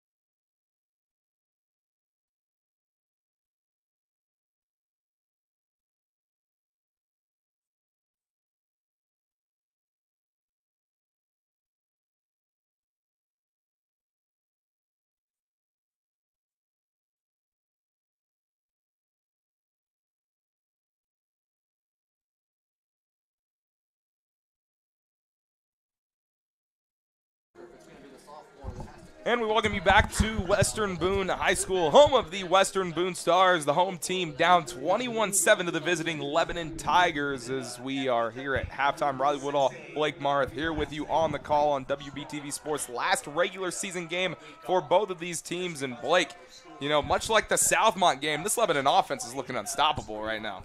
Absolutely. Not only getting all these good plays on offense, but getting the support from their defense that they've needed, getting some turnovers, and getting big plays down the field. We've seen quarterback Jackson Folden with some beautiful passes to Caden Lark, as well to Brendan Shockley, who's done a great job offensively and defensively, being the running back and also a linebacker for the team. So he's done a great job there. Lebanon has had all the momentum for the most part in this game. Even when Western Boone has gotten punches, Lebanon's been able to punch right back, and it's been very impressive for the Tigers. Yeah, it's been punch, counter punch for the Tigers so far in this game. We do kind of want to break it down. Lebanon ended up turning over Western Boone in their own territory at about the 28-yard line on the Stars' first drive. They ended up cashing it in 3 plays later. The Stars did nothing with their first drive. The second drive for the Tigers went nowhere. The only stop that the Stars have been able to get is on the Tigers' second drive. Meanwhile, Western Boone putting together their best offensive drive, getting things going. But, Blake, the name of the game has been turnovers. It's been a fumble and then another fumble from Mason Tomes, who caught a beautiful pass from Brandon Potter. Would have been a big gainer as the clock was winding down in the first half. And Tomes just unable to keep it a hold of himself on the sideline. And Caden Lark with the heads-up play to scoop that ball right up and get the turnover for his team. Yeah, absolutely. A big play right at the end by the Lebanon defense. If things go just slightly differently, we could be talking about a one-score game coming out of the half. Western Boone was inside the 20 on that play from the pass from Potter over to Tomes, and the Tomes fumbling at the end of the play, and Lark, like you mentioned, picking it up, keeps it a 2-score game. Lebanon gets the ball coming out of the half, and you got to think Western Boone needs a stop now more than ever before, because if Lebanon can go down the field and score here, it could be way more difficult for Western Boone to come back in this game. And talking about here in the Sagamore Conference, some of these other games going on. Don't have a score update in the game between Danville and North Montgomery, but in terms of Tri-West and Southmont, this one, a shocker so far. It's 7-all at the half. Tri-West on the road against Southmont. Western Boone beat Southmont a couple weeks ago, in fact, by a score of 29-6. And now the Mounties giving Tri-West a heck of a game. Tri-West trying to win today and go undefeated in conference play. And Danville would certainly love if Tri-West lost this game, as they are one game back in the conference, and if they can take care of their business against North Montgomery and get a little help, they could share the conference title. These two teams here out of the race, of course, as they both have at least 2 or 3 conference losses. The other game, Crawfordsville, 44-0. Can you imagine if South is the team that beats Tri-West and that robs them of first in the That conference? would be so crazy. That would be very shocking. And Southmont's not a bad team by any means. Right. They've fought hard in a lot of their games, kept it close with North Montgomery, kept it for a while, stayed in the game against Western Boone, and stayed in the game a few weeks ago against Danville. And against Lebanon, they were within a couple scores in that one. So not a bad team by any means, but certainly not, if you're looking at some of the opponents for Tri-West, not who you'd expect to give them a really tough challenge here at the end of the year, with Tri-West rolling with all these wins in a row. And yet they, at the half, are tied. Other game in the conference, Crawfordsville up 44-0 over Frankfort. Crawfordsville's 0-8 up to this point.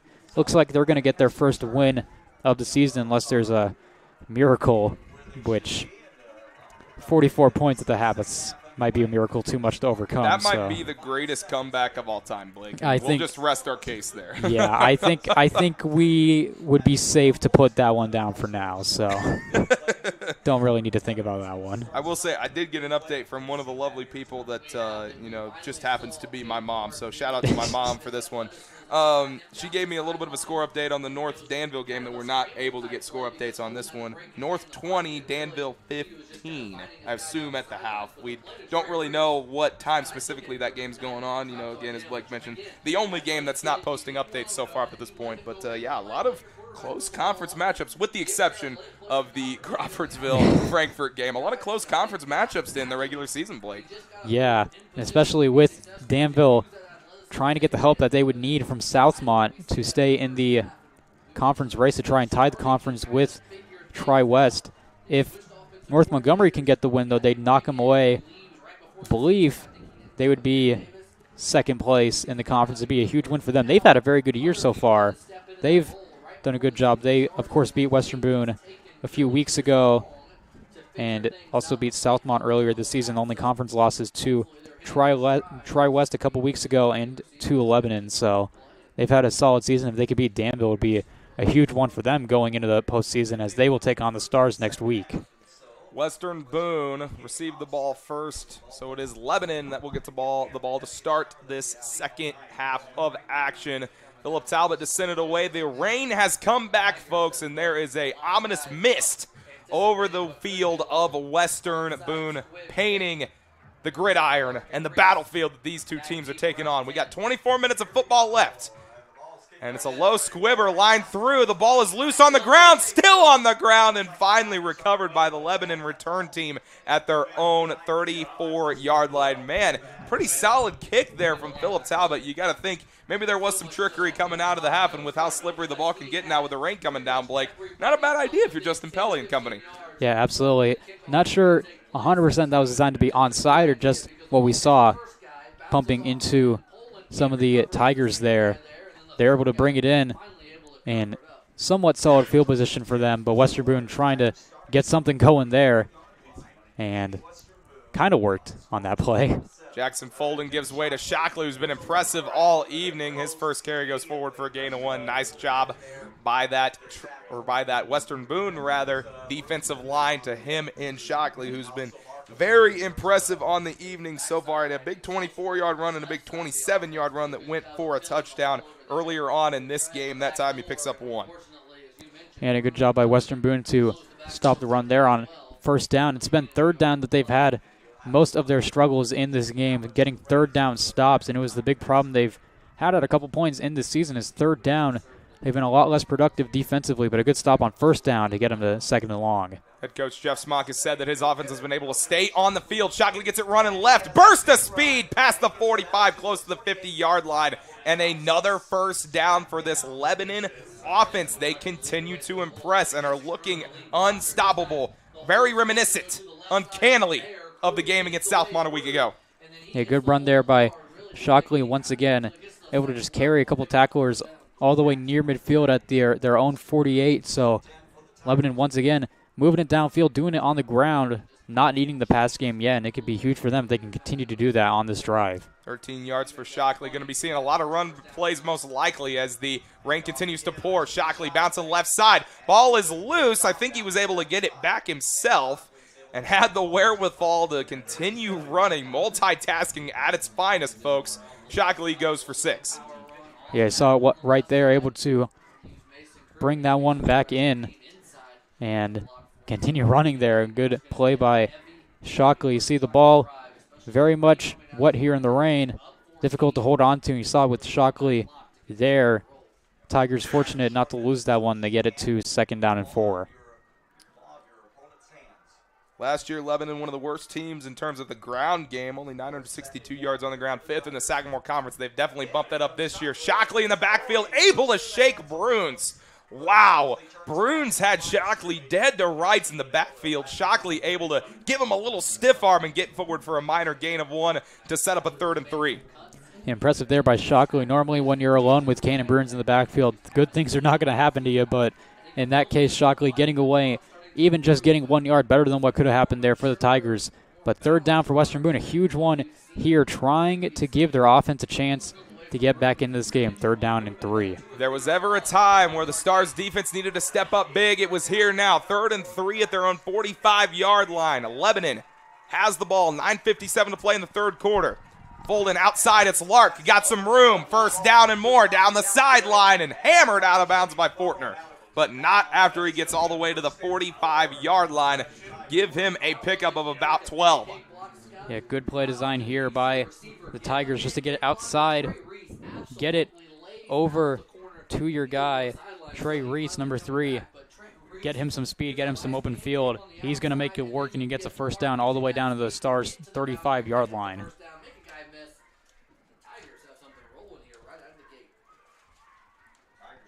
Lebanon Tigers 1st and 10 now at their own 35-yard line. It was a 10-yard pass to Lark. And now the Tigers really trying to put this one in the grave, trying to drive Western Boone into the burial plot. Folden, left side, himself, following his blocks, and brought down in the backfield. Philip Talbot, PT, coming in from his outside linebacker position and dropping Folden for a loss of 3 yards. There's a little bit of the energy that this Western Boone defense needs, Blake. Absolutely. Philip Talbot with the biggest play that he's made so far in this game, and he's been known for making those big plays. And first half, a little quiet for him, but getting the big play there, getting the sack, make it 2nd and 13, and give the defense something a little easier to work with here as you try and stop the Tigers from going up 3 scores here. Western Boone, one of the best defenses in terms of takeaways in the Sagamore Conference. They have none tonight. One indeed would be great right now as Folden launches over the middle. It's caught. Number 25, that is Mason Crew. Wearing number 25, the 5'11", 200-pound senior.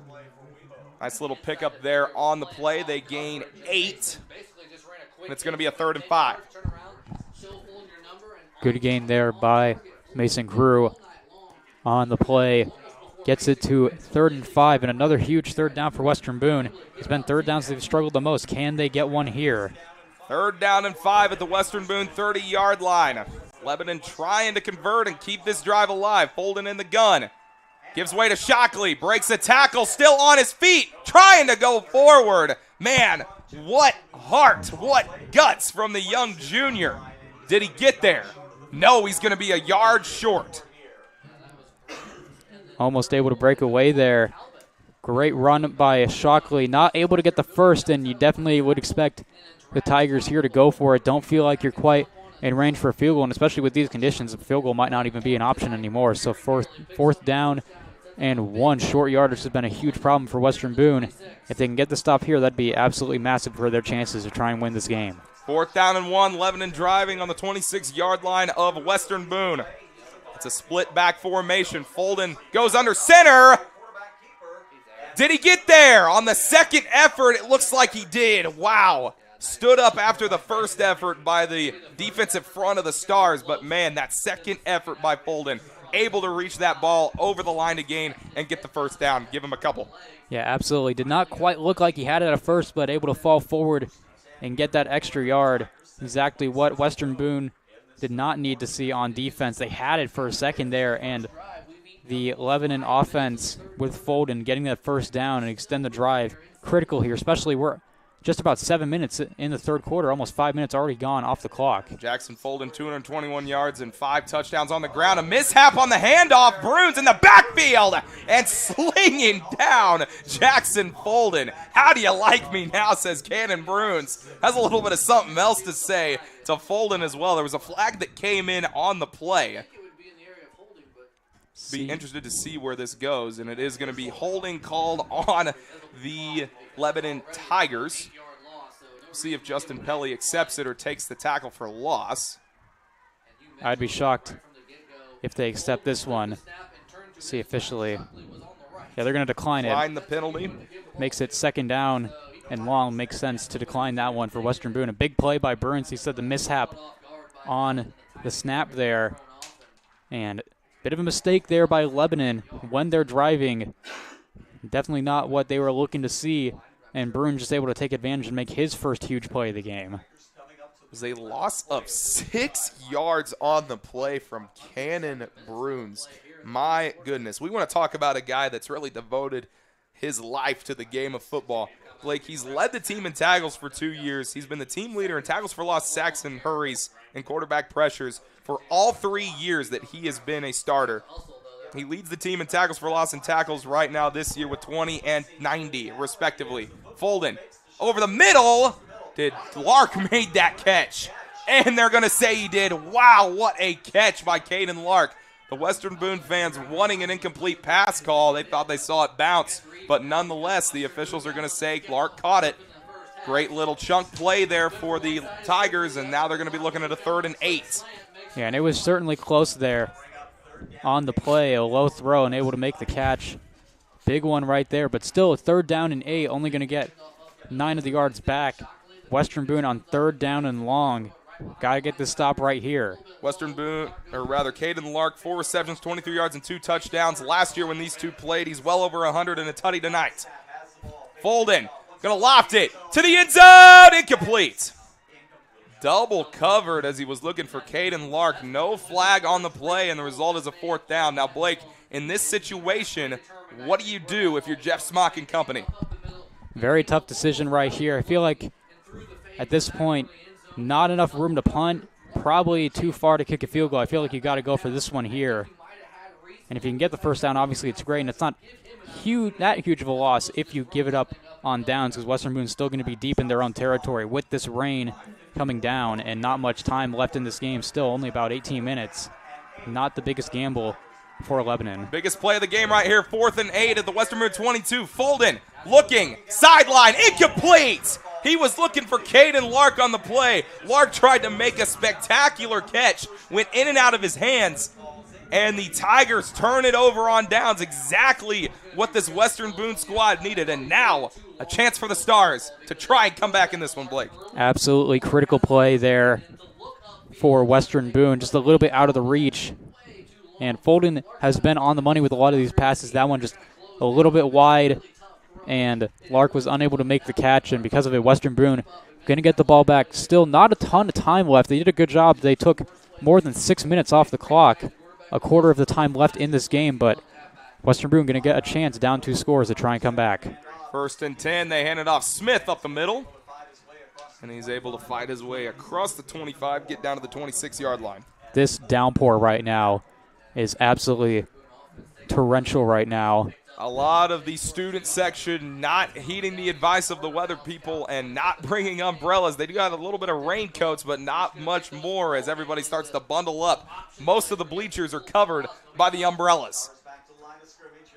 Smith again up the middle and wrestled down to the ground. A little bit extracurricular there on the play, but Smith able to get back up, and he gets a 1st down, give him a gain of 8 on the play. Big plays back-to-back by Smith. Want to try and avoid these 3rd downs, because in a lot of these 3rd down situations you'd think pass, but with this downpour it makes it a lot more difficult. We've seen Folden's missed a couple of throws on the last drive for Lebanon because of, likely in part, this rain. So getting 1st downs on the ground, very important. 1st and 10 at the 34. Smith gets the call once again, and he scampers forward for a gain of 3 yards. That's Smith's 17th carry on the night. And you want to talk about a workhorse for this Western Boone squad, Blake. Last year, we both had the pleasure to call games, and Western Boone had a beast of a running back in Trevor Weegley, almost 1,500 yards on the ground, 14 touchdowns. What a player for this Western Boone squad. Absolutely, and Cannon Bruins in a lot of ways has done that too, but Jacob Smith's been good when they've needed him as well. 2nd and 7, pitch out to Talbot, got some room, past the 50, he's got speed, can he get there? Foot race, stays on his feet, touchdown, Western Boone! 63 yards! What a play and what a time for it. Philip Talbot with the biggest play of the game, and it gets Western Boone back into this one. And what a great play call as well. Get the pitch over to the near side. You wouldn't think they'd want to risk it too much, that being a live ball behind the line with these slippery conditions. And yet Talbot able to find room, and I think the whole Lebanon defense able to get through and get the touchdown when Western Boone needed it most. Philip Talbot made the play. The cheerleaders jumping around in the rain puddles here on the near side for the Western Boone Stars. Snap good, kick is up, and it is good. Talbot 2 for 2 on the night, and it is a 1-score game, ladies and gentlemen. Philip Talbot catches lightning in a bottle. What a run here. And getting into the open field, Talbot with a straight line. Nobody was going to be able to get over to him. What a run there. We talk about him. One of the biggest players of this game, as you see the rain in this shot absolutely pouring down. Goodness. Talbot makes the play of the game and puts Western Boone right back in it. And this is a clear reminder, ladies and gentlemen, that Mother Nature does not care about your feelings at all. But, hey, the ground game on both squads is going to have to come through, Blake, especially with, how really it's going to be hard to get this ball in the air. really to try and go downfield with these passes with how slippery the ball can get. How do you balance that when you're a play caller, run versus pass? I mean, both the run games of these teams have been working, but there comes to a certain point in time where maybe do you risk taking a shot downfield? Maybe at some point, but especially for Lebanon in particular, I think you just want to keep it a little more conservative on the first and second downs. And third down, if you get into a passing situation, you can pass it if you need to. Folden's been accurate so far for the most part tonight, but even the rain has affected him on the last drive. Had a couple of wide throws, maybe in part to this rain. And for Western Boone, maybe going to need it a little bit more since you're still down. But Talbot squibs it. Fielded by Reese, left side.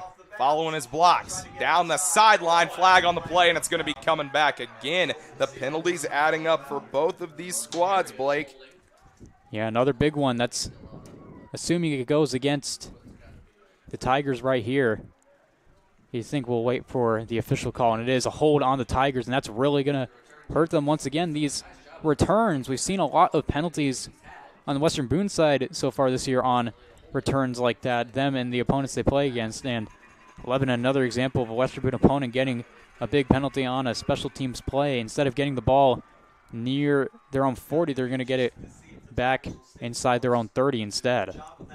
Western Boone, the best defense in the Sagamore Conference in takeaways with 13 defensive takeaways this season. They have none against Lebanon tonight. Second best in tackles for loss at 30. Folden in the gun, leading his team 1st and 10 at the 11 and 28-yard line. Folden trying to follow his blocks down the sideline, tries to get through the hole, nothing doing. Is able to get forward actually for a pretty solid gain. Call it a gain of 7 on the play. Jackson Folden, his best run play of the night. Yeah, Cannon Burns able to bring him down there, but a good play to start by Folden for Lebanon, getting up to the 35-yard line and making it 2nd and 3. Very manageable here for the Tigers. And the run game on both sides starting to work better and better. Even with this rain, it's made it a little more difficult for the tacklers at points to make some of these tackles. 2nd down and 3 at the Lebanon 35-yard line. Folden gives way to Shockley. Up the middle.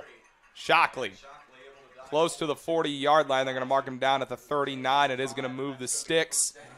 And another 1st down for the Tigers. Good run there by Shockley over to the near side. Able to pick up that 1st down. And if you're Lebanon, you just want to try and move the chains as much as you can, get as much of the clock down as possible. Western Boone got that ball back and scored within 2 minutes. Lebanon on the drive they didn't score on. Sure, they didn't score on it, but they got over 6 minutes of the clock away in this game, just trying to shorten it and not give Western Boone any opportunities to come back. 1st down and 10. The rain continuing to fall as it paints the battlefield for these two teams. Shockley gets it, bounces it back. The cutback lane, stays on his feet, sprints down the sideline and has to get shoved out of bounds by Malachi Christie. But another 1st down for the Lebanon Tigers. And this guy, Brendan Shockley, look out postseason. Here he comes. Big play there again by Shockley. There's breaking through tackles all night long. And he gets there again and gets another 1st down. Got right to where he needed to get to for the line to gain. And getting near midfield for Lebanon, trying to take as much time off the clock as they can.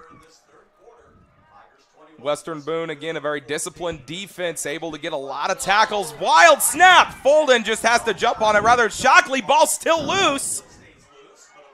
There's a scrum for it underneath the pile. It still looks like Folden was able to grab it. Wow, disaster avoided there if you're a Tigers fan, Blake. Woo! A little too much of a close call for that one. Yeah, absolutely. That one just going right past Folden there, and Shockley unable to bring it in. It was Folden who ended up getting back on top of it on the errant snap, and they lost a lot of yards. We'll see where exactly they mark it. Right now they say 2nd and 38. I don't believe that's correct, but it will be a lot of yards lost here on the play. We'll see exactly how many they mark. It was a loss of 11 on the play, so I believe they're looking at about a 2nd and 21. Yep, that's what it is. Folden gonna launch it out. Shockley unable to get away from Talbot. Talbot in there along with Jacob Smith, and Talbot again with another huge tackle behind the line of scrimmage. And now this Western Boone crowd starting to get back into it. And a lot of the time for the Western Boone defense, they've been able to read the play. It's can you finish the play here? And right in there, Talbot did, and he got some help from Jacob Smith as well on the tackle They lost some yardage there, and now calling it 3rd and 26 is what they're going to call it for the Tigers here. And Western Boone just trying to avoid any big play and get the ball back with a chance, only down 1 score. So Western Boone crowd starting to get into it, and Jeff Smock will take his first time out of the second half. Probably a good idea there just to talk things over with his crew. 2 negative plays back-to-back, Blake. I mean, man, this Western Boone defense has struggled all night to contain the offense of the Lebanon Tigers. But now, as we get into the late game stages, they're starting to pick it up a little bit. They're starting to bring some more energy, and they're starting to create those negative plays that we're used to seeing. Absolutely. It's been huge for Western Boone. Obviously, the errant snap helped on this drive for them to lose so many yards, but Philip Talbot getting the big tackle for loss and getting it to the point where I would be a little bit surprised if Lebanon wants to risk trying to get the first down here. Obviously, you want to get it if you can, but I'd be a little surprised if they don't just keep it on the ground or maybe a quick screen over to the outside. Keep it a little conservative. See if one of your guys can make the big play, and if not, you can just punt it away and rely on your defense to keep Western Boone out of the end zone. And correct me if I'm wrong, Blake, but it looks like it's brownie time downstairs here right in front of us there to it our is. left. The cheerleaders tossing out some brownies. Where's mine? I love my Cosmic Brownies up here. Are you a Cosmic Brownie fan? Who isn't a big Cosmic There Brownie you fan? go. Let's be honest. That's the correct answer. 3rd down and 26. Tigers trying to make something out of nothing. Ball on their own 33. Folden scrambling, looking downfield, launching, sideline, intercepted. Marcus Fortner out of bounds at the Western Boone 39-yard line. There's the first takeaway of the game for the Western Boone defense, and it couldn't have come at a better time if you're a star. Yeah, and I'm a little bit shocked by this play call here by the Tigers. Folden just rolling right, trying to do something, maybe even trying to throw that ball away there at the end. And Marcus Fortner there on the underthrown ball to pick it off and get Western Boone in pretty good field position here on the play. It was 3rd and 26. I'm a little surprised Lebanon tried to go for something there. Maybe just a designed throwaway, but ends up going the other way for Western Boone, and they get the ball at their own 39 for good starting field position. Just Folden's 3rd interception on the year. Might have slipped out of his hands with how slippery the ball's getting. Smith gets it running up the middle, and he'll get forward for a gain of 4 yards as the clock ticks. We are just above the 1-minute mark in the 3rd quarter. If you're just joining us, Western Boone started the first half down 21-7. They were able to get the stop and score on a big 63-yard run play from Philip Talbot. Ever since then, Jackson Folden has thrown his 3rd pick of the year, first of the game, and the Stars trying to drive down and tie this game up. 2nd and 6, ball at their own 43, counter run play. What a shake and tackle by Jacob Smith, but man, unable to get anywhere, and he lost a yard on that play. Going to bring up a 3rd and 7 rather. I believe that play kind of similar to the one that they've ran a couple times to Marcus Fortner, or to Carter Markham rather, and that one over was actually going to Philip Talbot and just unable to find a way through. Shook one tackle like you mentioned, but runs into his own man and unable to gain anything on the play. Big 3rd down. Western Boone definitely needing to keep this drive alive after the defensive drive last time. Western Boone does not have to run a play here before the end of the quarter. And it looks like they will not. Put your 4s up, folks. It's coming down to the wire here at Weibo Field. It's the rivalry game in the rain, battle on the gridiron. What else could you ask for here in the late game stages in October for high school football? Lebanon ahead 21-14 on WBTV Sports.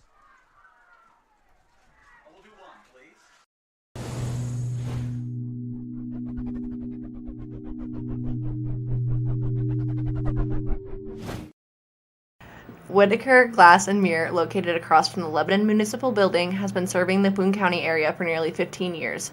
Whitaker takes care of windows, specialty glass, mirrors, windshields, and more.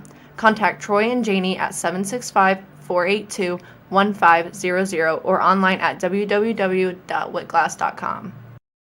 Hi, I'm Anita B. from Anita B. Beauty, LLC. I'm a registered nurse, proud Lebo grad, fine line tattoo, and microblading artist.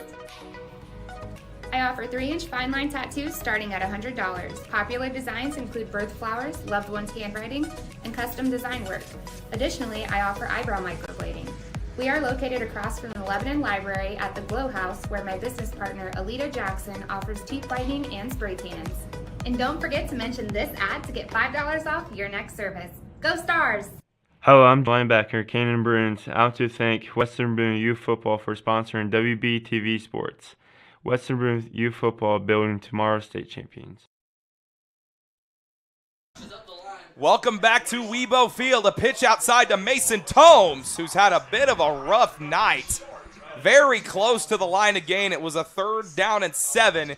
He gets 6 of that, and he's going to be a yard short at the 48-yard line. Western Boone has found a way to make this a 1-score game. 4th and inches, Blake. What do you go with here if you're Justin Pelly? Well, you got a couple of things you can go for here. I would definitely expect something more like a traditional quarterback sneak. Brandon Potter, we've seen him go up the middle a couple of times and get some good yardage here. Not really much of a hurry for the Stars right now, but they might be letting might still be resetting the play clock as the actual game clock continued to run. Now it's stopped. 11:18 on the game clock as the officials are having a discussion at the 48-yard line, just outside the gold circle of the Western Boone logo at midfield. Man, Blake, that ball is so close to the line to gain. Yeah, very, very close there. Does look like they're going to mark it, man, within inches, actually. That is very close. That is less than a yard. They'll mark it about half a yard. We'll see what they go with here. Wouldn't be shocked if we just see a traditional sneak or run up the middle. Heavy set run formation. Potter, there's a flinch on the side. Nothing called. A handoff over on the left side. I don't know if he got there. Flag is on the play. There is so much going on right now.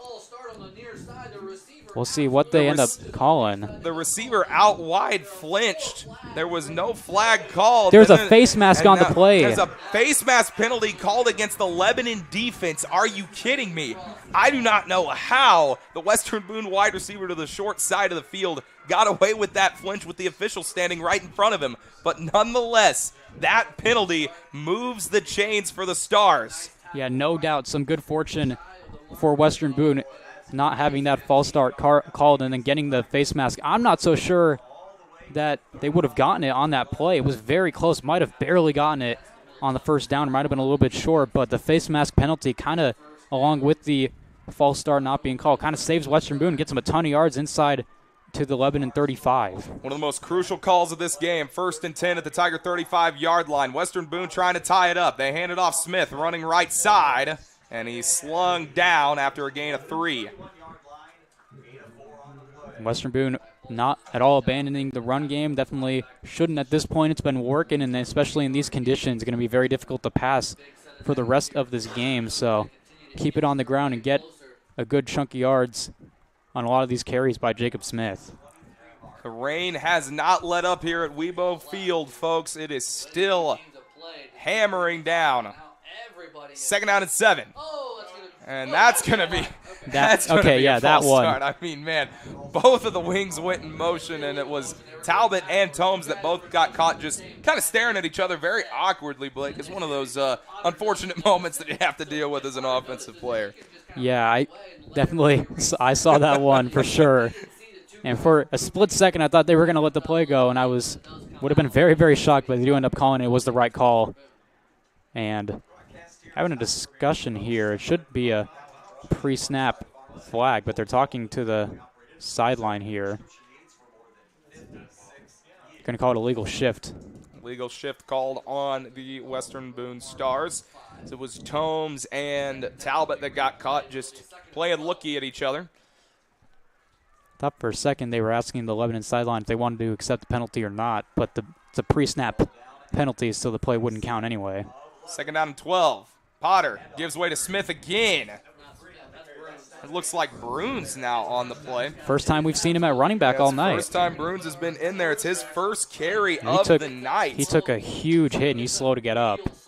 That is not what you want to see if you are the Western Boone Stars, Blake. He's the star middle linebacker for this squad. He's been dealing with a bum ankle ever since he played in the Southmont game, and he is limping off the field. And I'm kind of stunned they let him go out there at running back, considering we haven't seen him all night going fresh. And pretty much worst-case scenario, if you're Western Boone, don't get very many yards, and he gets the huge hit on him as well, and he'll go and get checked out by the medical trainers as he limps here on the sideline. At least he is up and walking. Justin Pelly and the coaching staff disappointed and upset over on the sideline. 3rd down and 9. Play fake. Potter in trouble. Looking. Sideline. Juggled incomplete. Man, what an attempt to catch that ball from Phillip Talbot, but a great defensive play by Colton Pollard again in his free safety spot. He's had a couple key breakups tonight. Yeah. No gain on the play, and it'll be a 4th down and 9. And it looks like Western Boone will bring out the punt team. They send Bruins out. He is the long snapper for the Western Boone Stars, so he's out there on the field. He's going to go ahead and snap this one out. So at least he is out there on the field, so that's a good sight for the Stars, but just at the long snapper spot as Talbot gets ready to kick it away. He's going to fake it! Talbot running straight up the middle. He's going to get stood up and not even get anywhere close. Oh, my goodness. They go with the punt fake like they did in the Southmont game. This one, Talbot ran straight up the middle and was about 5 yards short. Yeah, and on that one, kind of what I'm thinking here is Western Boone thought, what do you got to lose at this point? Punting it back, maybe you can pin them inside their own 10 or something like that. But at this point, if you give it back to Lebanon, they'd still have to drive about 70 yards downfield, which is what it's about going to be. So might as well go for it there, end up going for the fake, and it doesn't work out. So not the best, obviously, for Western Boone, but not the worst-case scenario. They're still in this one for sure. Justin Pelly calling a timeout. Talbot getting stretched out on the sideline by one of the trainers. 21-14, Lebanon with the lead. Sub 10 minutes to play in the 4th quarter. The air is getting harder and harder to breathe here, folks, if you are a Western Boone Stars fan or if you're a Lebanon Tigers fan. But again, the golden opportunity off of the Marcus Fortner interception, and the Stars come up with no points. Yeah, and a huge defensive drive for Lebanon. A very disappointing drive for Western Boone on offense as they were unable to come up with any points there, but you still got 9.5 minutes left in this game.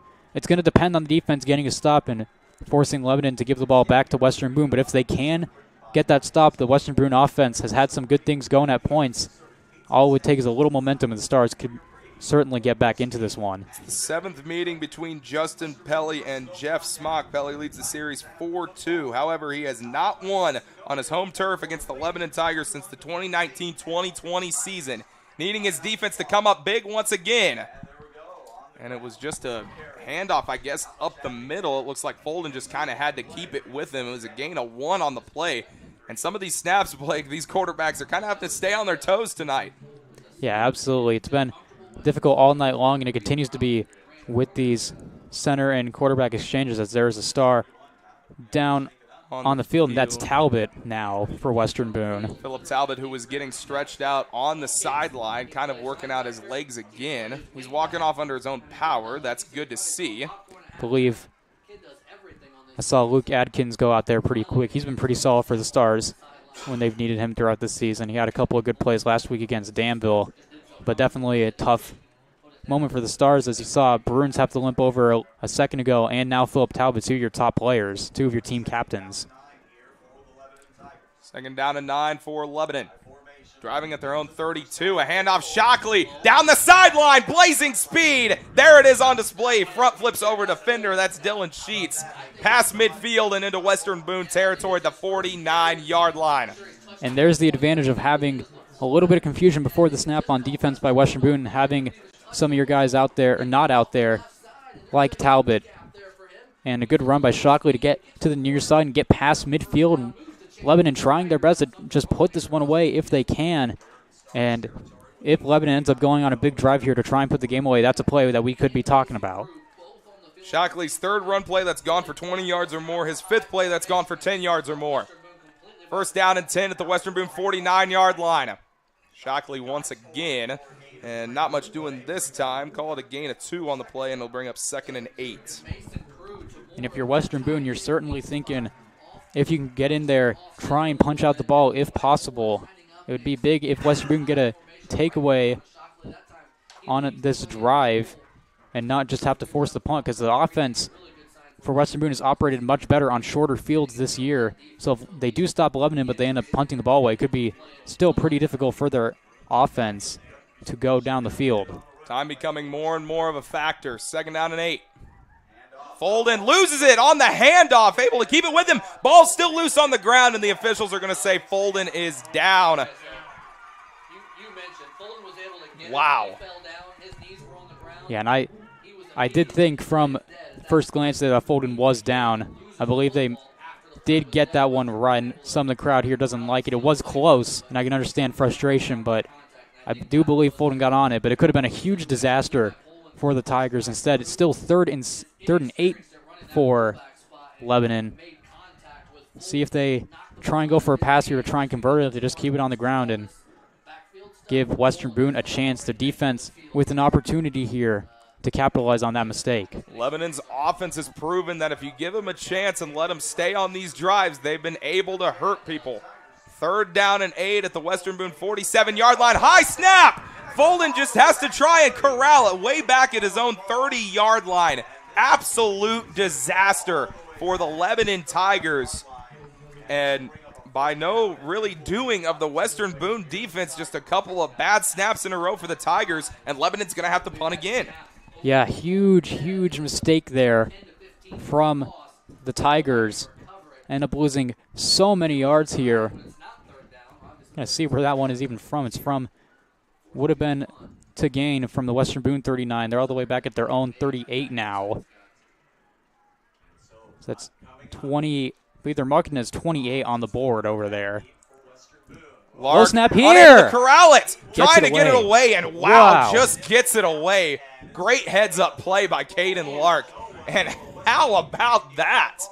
What a roll as a couple of the Lebanon Tigers trying to push it forward a little bit more, obviously through the air, folks. A great bounce, a lucky bounce, rather, if you think about it. And Lebanon able to get that ball away. Caden Lark again able to reel it in, get it all the way back, and now the Stars, with 6 minutes left in this game, have it at their 1st and 10 at their own 22-yard line, trying to drive down and tie this game up. Well, 3 straight snaps, 3 straight complete disasters avoided for Lebanon. And in that case, Lark with a great job to concentrate after having a low snap to him and gets it away and gets an excellent punt. Huge one when they needed it most. Lebanon, or rather Potter, hands it off. Smith sprinting up the middle. 45 and close to the 50-yard line. He's going to be a couple of yards short at the 47-yard line. Wow, Jacob Smith, blazing speed. Great play there by Jacob Smith once again to get this drive going and get near midfield. A great block again up front by the Western Boone offensive line, and Jacob Smith has been wearing down the Lebanon defense at times with these big breakaway plays and getting near midfield for Western Boone to get this drive going. 26 yards for the young sophomore. 1st down and 10 at the Western Boone 48-yard line. Pitch out to Tomes, sprinting right side. Got some room down the sideline. Flag on the play. It looks like it's going to come back. Wow, Mason Tomes almost had the home run play, but it looks like the penalties are going to get the Stars on this one, and this one's coming back. Yeah, no doubt there. The penalty be against Western Boone. Even they know it must have been a hold on the play, and that's what they're going to call. It can be a Western Boone hold to undo what would have been a gigantic play to get him down close to the red zone. Instead, going to push him back inside their own 50. Now, who knows if that run would have gone for as far without that hold, but if it were a hold on the other side and didn't have much of an effect, that's obviously a crushing one for Western Boone. And the Western Boone fans here discussing and saying their disapproval. That's the way you could put it. Yeah, that's the polite way to put it. That's Western Boone's 5th penalty of the game and a critical one there. Now looking at a 1st and 7 right at the 50-yard line. Must have been from the spot of the foul, I guess. Smith up the middle, who's hammered and met immediately by a couple different defenders for the Tigers. One of them in there on the play is Mason Crew coming in from his defensive end spot. He's also kind of rotates in at outside linebacker as well. The 5'11 senior had 33 tackles this season, 3 tackles for loss and a sack. Last year, he was 2nd on the team in tackles with 67, only behind Malachi Smith, who led the team in tackles. That hold, by the way, must have been on a receiver downfield or something like that. Counter run play met immediately in the backfield is Talbot. And wow, that's going to be a very generous spot for the loss, whereas progress was stopped. It was all the way to the 49-yard line, so it's only going to be about a loss of 4. Yeah, that does get that forward progress, but only still going to lose a couple of yards on the play. And now 3rd and 8. And that play has worked a couple of times for Western Boone, but the last 2 times they've tried to run it to Philip Talbot, just has not worked, and it gets them to 3rd and 8. 4 minutes and 19 seconds. 3rd down and 8 at the Western Boone 49-yard line. They go with the screen. It's over on the left side. Talbot shakes a tackle. He's free. 30, 20, and wrapped out of bounds past the 15-yard line down to the 13. In the biggest moments of games, the best players make the biggest plays, and Philip Talbot right there able to slip 1 tackle and gain a gigantic chunk, getting down into the red zone and giving Western Boone a legitimate shot here to try and tie this game. 3rd down and 8, conversion down inside the Lebanon 15. And a gigantic play 36, for Western Boone. 36 yards on the play. Screens have been effective when they've run them with Bruins, and now with Jacob Smith, timeout on the field. This one is coming down to the wire with 4:05 to play in the game. Western Boone trying to tie this game up, down 21-14. Man, forgetting this game and looking ahead to next week, Blake. Both these teams want this one so bad. Absolutely. This Western Boone home crowd at points kind of got quieted by that Lebanon offense and defense in the first half, and at points in this half as well. But the Western Boone crowd now certainly into this one, coming down to the wire against their longtime rivals, and with just about 4 minutes left, Western Boone with a chance to try and punch this one in and tie this game from down 14 at the half. Their defense has been lights out. Lebanon, of course, has made a ton of mistakes on offense as well, and it gives the Stars a chance offensively to try and tie it up. Lebanon has not scored since the 2nd quarter. Potter gives way. Smith running up the right side, and he gets forward for a gain of 4 yards. Keeping it on the ground with Smith. It's worked pretty well. Be interested to see if they end up going to him again here on this player if they want to try and mix it up. We've seen a couple of their mixing up plays not work so well on the last couple of tries, the end-around attempts to Philip Talbot, so it'll be interesting to see if they go for that or perhaps a screen pass or something like that. 2nd down and 6. And it looks like they got the Lebanon defense to jump off sides with some contact. It's going to be encroachment called on the Tigers. Yeah, and you saw Brandon Potter there, very hyped up when he saw that offside. Yeah, and Rowan Durbin last year for Western Boone got a ton of those. Brandon Potter's gotten a couple, not as many, but that one a huge one. It makes it much easier for Western Boone. They're going to call it 2nd and 1 now. 2nd down and 1 now on the 4-yard line of the Tigers. Western Boone trying to tie this game up. Smith gets it up the middle, and I think he's got the 1st down. And looks like he does. It's going to be at the 3. Got just enough for that first. Looks like. A 1-yard gain for Jacob Smith, his 21st carry on the night. Absolutely massive here. And if you're Western Boone, you start to wonder, do you maybe think about going for 2 here? It's certainly live and die by your own sword if you do want to go with that. 1st and goal at the 4. Potter takes it and gets kind of stood up past his center. It's a great way to close down those running lanes by the Lebanon front. Got crushed on the play. Good job by Lebanon to get the stop. Brandon Potter tried to keep it right up the gut. It's worked a couple times tonight. Has not worked. It did not work there. Makes it 2nd down and goal right at the 1-yard line.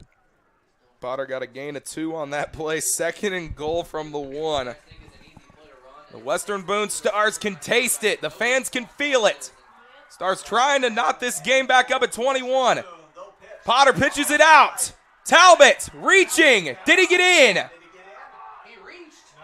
No, he's going to be marked just short. Wow. It was Mason Domes who got the pitch over on the right side. He reached in. A great defensive play out there by Brendan Shockley. They're hurrying it up. Western Boone lining it up once again. And there's a flag on the play. It's going to be a false start called Oh on my the Stars. goodness. Are you kidding me? Just crushing back-to-back plays. I really thought he had gotten it in there on the play, and they go for the hurry-up, and the gigantic mistake makes it significantly more difficult for Western Boone in a time when they have been playing pretty clean in terms of these not getting these penalties. They get it at the worst possible time and make it 3rd down and goal all the way back to their own 5 around 6-yard line. We'll see where they mark it, around the 6. 6 penalties for 40 yards for Western Boone in this game. 1:55 and ticking. 3rd down and 6. Goal to go. Western Boone gives way. Smith reaches in. Touchdown, Western Boone. Jacob Smith from 6 yards out. 2nd touchdown on the evening for the young sophomore, and he gets his team within 1. Stars keeping it dramatic here at the end. You get the false start penalty. They back him up 5. Doesn't even matter. Western Boone ends up getting in with Jacob Smith. A huge, huge play. And with a chance to try and tie it up, looks like they'll go for that extra point with Philip Talbot here to try and tie the game with 1:44. Bruins the snapper, Jackson the holder. Talbot to kick it up. High snap, Talbot low liner. It's good. Ooh. Talbot with ice in his veins, probably the most nerve-wracking PAT he will ever have in his career. But man, Jacob Smith giving his team a chance, Blake. Absolutely huge, huge run here by Smith. The effort on the play, bouncing off a Lebanon defender, getting in, getting the touchdown. And you also got to give huge credit to Luke Jackson, who had the hold on the high snap. He had to go up. It was a high snap. It could have potentially gone over his head. He gets it down, and he gets Philip Talbot a chance to put it in. He just barely knuckles it through and ties the game at 21-all. So with 1:44 left to go in the game, both teams with 2 timeouts. The Western Boone Stars and the Lebanon Tigers knotted up at 21 apiece. This rivalry game living up to the hype. Absolutely. And Western Boone here getting some momentum at the end, but Lebanon getting the ball with 1:44 and 2 timeouts. We'll see if they can try and get down the field to potentially put themselves in position to win this one. No points in the second half for Lebanon, but all it takes is 1 or 2 big plays, and they could easily give themselves a shot to win it. Talbot steps back to send it away. Caden Lark is up a lot closer than he usually is, sitting at the 30-yard line. The rain has not let up, folks. Poetic, some might say. The rain signifying the storm between these two. Talbot boots it back. It's rolling, and that's a touchback. Philip Talbot, a couple times this year, Blake, when return teams have tried to really try him or dare him to do something different, he just sends it over their head and gets it in for a touchback. I mean, this dude is incredible. His 4th touchback on the year. And I'm sure that one was told by some of the coaches for the Western Boone team to Philip Talbot to just kick that one into the end zone. Don't give him a shot to return it. You never know what could happen on a kick return. And Lebanon at their own 20. Can Jackson Folgan make some magic happen and get them into range to win this game? The junior quarterback sitting at 5'8", 185 pounds. Can he lead his team to a victory? Folden back to pass, scrambling to his right. Just has to get rid of it. He was met immediately by Philip Talbot on the edge. They're calling for the flag. It doesn't look like they're going to call it. I'm not sure that one got past the line of scrimmage. They're talking about it now. I didn't see anybody over there, and I don't know if it got past the line. No flag was called. The entire Western Boone sideline wants intentional grounding. The fans want grounding. The officials are talking it over. Here's the call. Flag and down. Here comes the flag. Big call. Wow. Wow. Intentional grounding called on Jackson Folden. Lebanon's 6th penalty of the game. Huge and critical.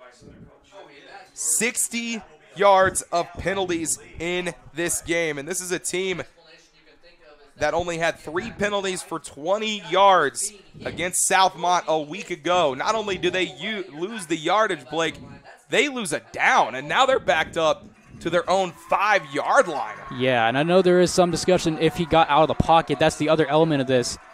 Did he get out of the pocket? The ref said no, and ultimately gives Lebanon very poor field position now. And Western Boone, think about it. If they can force a huge defensive play here, that would be massive for them. 1:29 to go.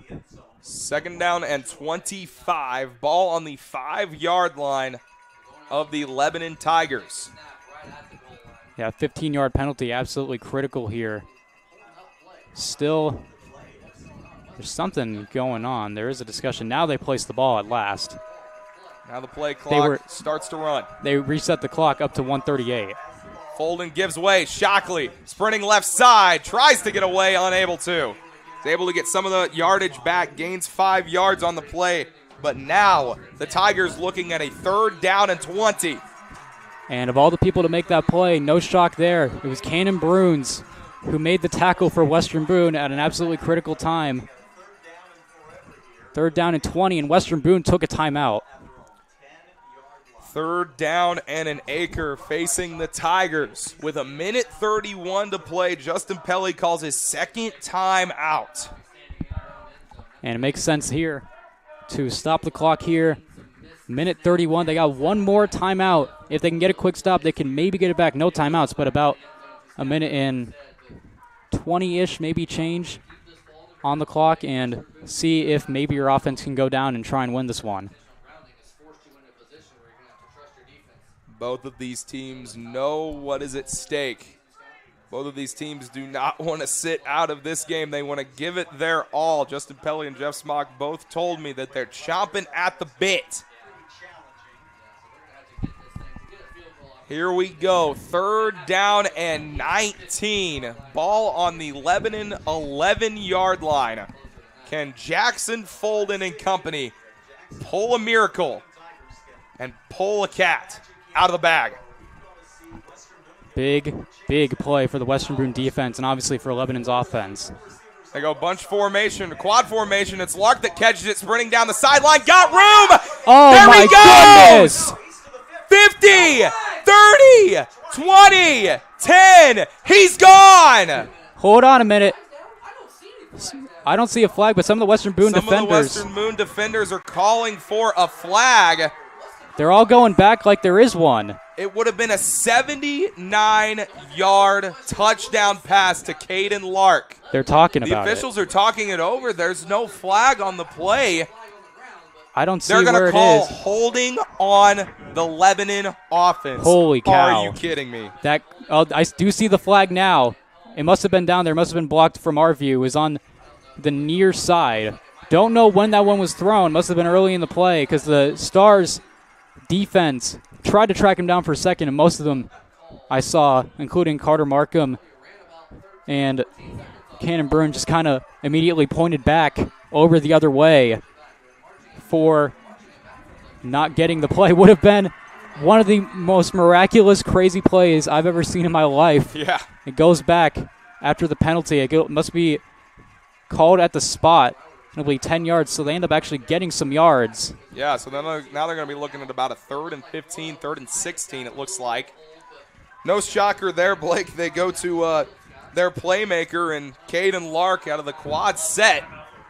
And it looks like Jeff Smock's going to take a timeout. But, wow, if there were no flags on that play, Blake, that would have been a 79-yard house call, and Caden Lark might have just been able to walk it off for his team on the road. Yeah, absolutely. You feel like if they get that play, obviously there's still a minute on the clock, but that feels like one you can't really overcome.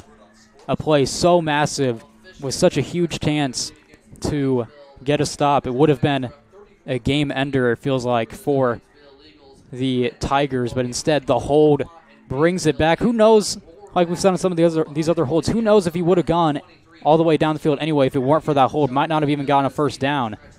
But obviously hypothetical that Lebanon would not like to think about, the fact that they don't get that touchdown and don't get the lead. Emotional seasons for both of these two squads. They were very emotional last year as well. Western Boone oh so close to continuing the overtime game against Danville here on their home field. They came up inches short on a Rowan Durbin run up the middle. Meanwhile, for Lebanon, They lost their first postseason game against Mooresville 34-24. Both these teams feel like they can do a lot more damage in the postseason this year, Blake, but now both these teams challenged and pushed to their limits. 3rd and 16 for the Lebanon Tigers offense at their own 13-yard line with 1 minute and 17 seconds to play. And Western Boone trying to see if they can learn a lesson having given up that big play. Folden just going to take a shot deep downfield, giving Trey Reese a chance. Incomplete. Wow, pretty accurate throw as well from Folden over to Reese, and one of the Stars defenders there got shaken up on the play. Hopefully it's okay. I believe that might have been Dylan Sheets there on the far side. Dylan Sheets is still down on the play as he's tended to by a couple of different trainers and his teammates, some of the Lebanon coaching staff as well, making sure he's okay. So while that player is down on the field, we're going to go ahead and step aside here real quickly on WBTV Sports.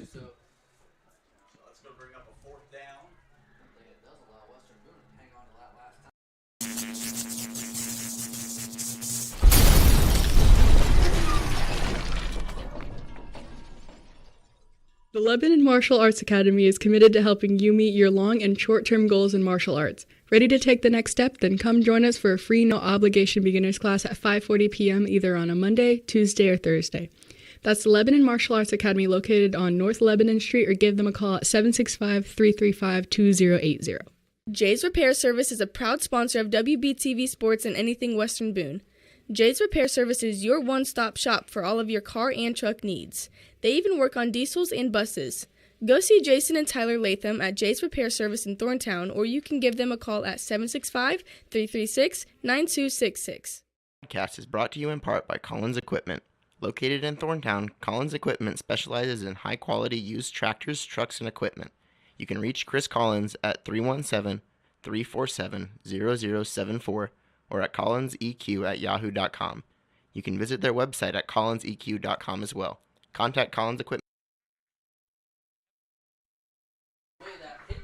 We welcome you back to Western Boone High School. Man, a roller coaster ride of emotions, 21-21 between the Lebanon Tigers and the Western Boone Stars. It was Jackson Folden that went to his playmaker. Trey Reese lobbed it up. It was Dylan Sheets in coverage for Western Boone.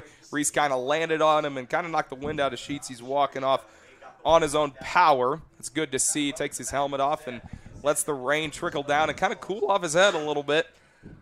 1 minute and 11 seconds left to play. The Lebanon Tigers looking at a 4th and 16 with Caden Lark standing in his own end zone. And it's also notable to mention Western Boone has a timeout because the clock had to stop because of the injured player on the play. So obviously, hope he's okay. Low snap!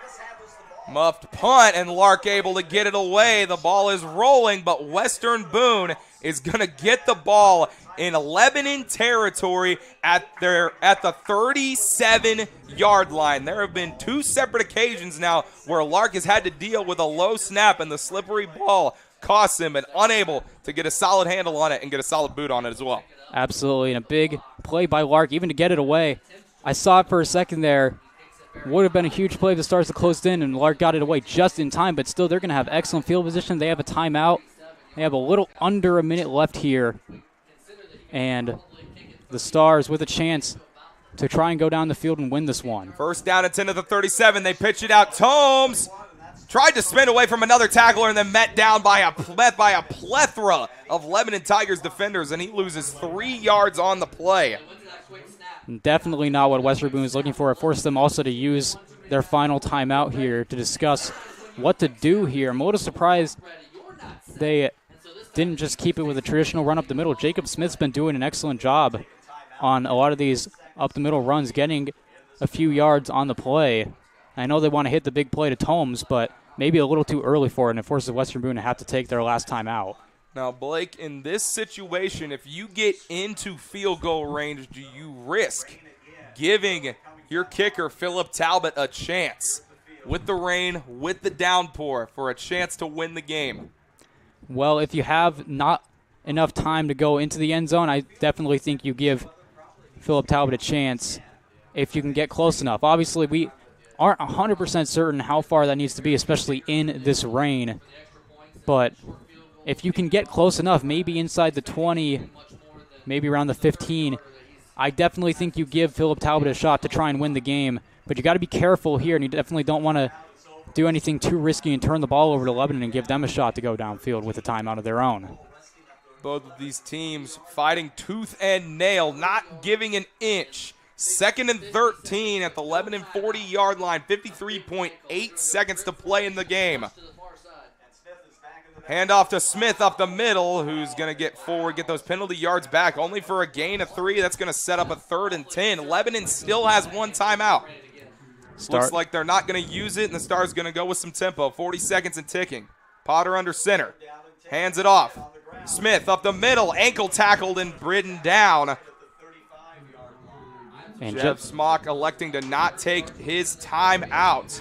A 2-yard run, and the clock ticks down.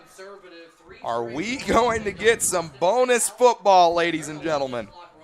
Well, here it certainly looks like it. I believe they might try and wait for it to go down. Lebanon does call a timeout now. Lebanon calls a timeout with 13.8 seconds left to play in the game. And that, honestly, kind of smart by Lebanon here. Reason being, you force Western Boone to make that decision now. Do you go for anything? I assume they'll just try and punt this one away and not risk giving Lebanon any solid field position on the drive. But it does force the Stars to at least attempt a punt and see if Lebanon can maybe go in and block it or something like that. And if not, you mentioned it, we might be getting some bonus coverage here. The thing that makes this choice even more difficult, Blake, is you have the all-star punt return man, Caden Lark, back to receive Talbot's kick if they boot it away. Obviously, Lark might not get a solid handle on it. He hasn't gotten a good handle on any of these punts all night. But I don't know if you want to chance it going back there. You've already seen that if you give him an inch over there, he can take it, and he would have ended this game if a flag had not stopped his 79-yard touchdown catch.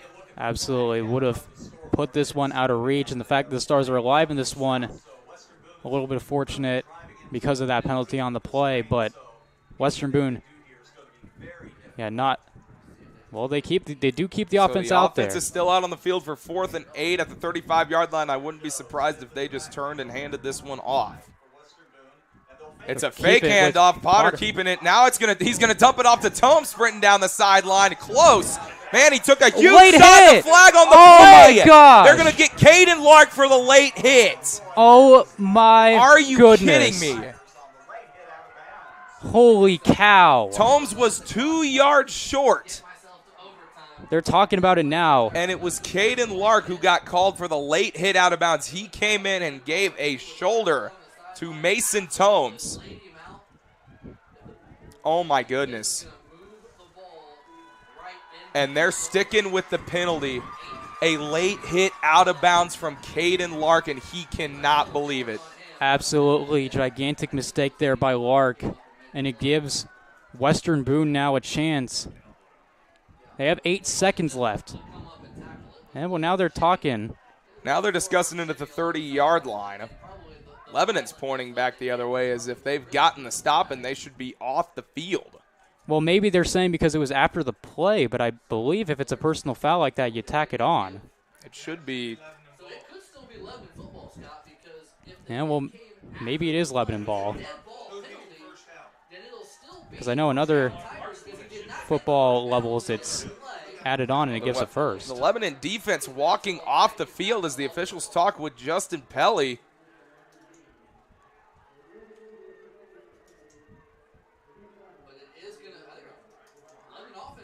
Okay, so the Lebanon offense is on the field. That's wow. Okay, so I think what they're saying here is, as you mentioned, Blake, because it was after the play, because he stepped out of bounds and then it was after the play, they're going to rule it on the changeover on downs. So now Lebanon is going to be backed up to their own 15-yard line. My goodness. Things are going crazy here at Weibo Field as the rain continues to pour down. So the rule must be different from other levels, because at other levels, it's simply just bunch formation. Folden's going to keep it himself, running, got some room, 15, stutter stepping. Might be time for a miracle in order, no sir. And that is going to do it for regulation. There's a little bit of extracurricular here on the play, saying maybe that the ball came loose on the fold and run. Nothing doing. Bonus football, folks. Get some more popcorn in the microwave because Blake and I are staying right here. 21-21, Tigers and the Stars. Who's going to come out on top?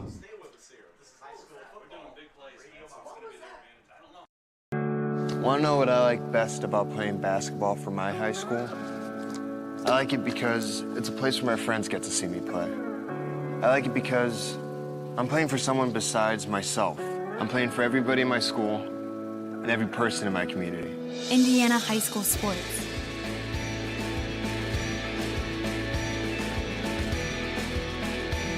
They're more than just a game. Come and see me play.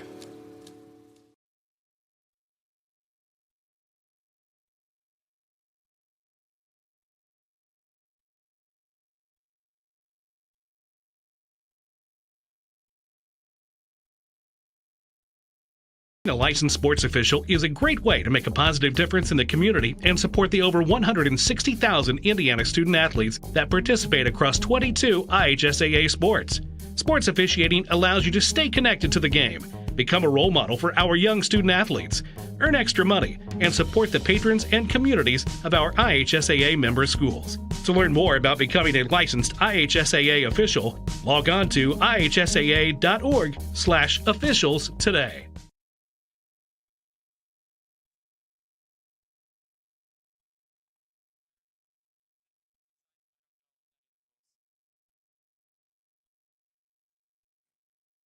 It's 2 p.m. Saturday afternoon. You have two choices.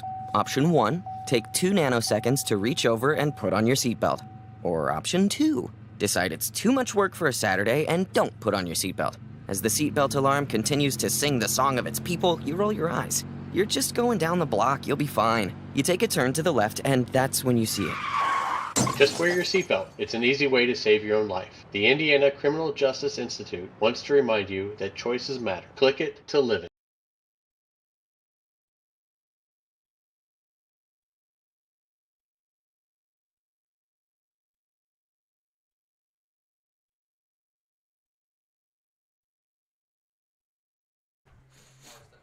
Regulation not enough for these two rivals in the Sagamore Conference. The Western Boone Stars and the Lebanon Tigers knotted up at 21 apiece. And we've got some bonus football over here, Blake. Tell the viewers and break it down how overtime works at the high school level. Well, essentially, looks like you get 4 plays. You get what is basically a 1st and goal from the 10, and you get 4 plays to try and punch it into the end zone and see what you can do on that. We had an overtime game last year, the sectional game between Western Boone and Danville here. Yes, sir. And that was a nail-biter down to the wire, went to overtime. So each team going to get a shot. And the thought is maybe if you're the second team, you get a little more of an advantage because you can see what the first team has done and see what you have to equal, especially if you end up having to do something like settle for a field goal here. If you're the second team, but if you see the first team doesn't get anything, you won't have to worry about that.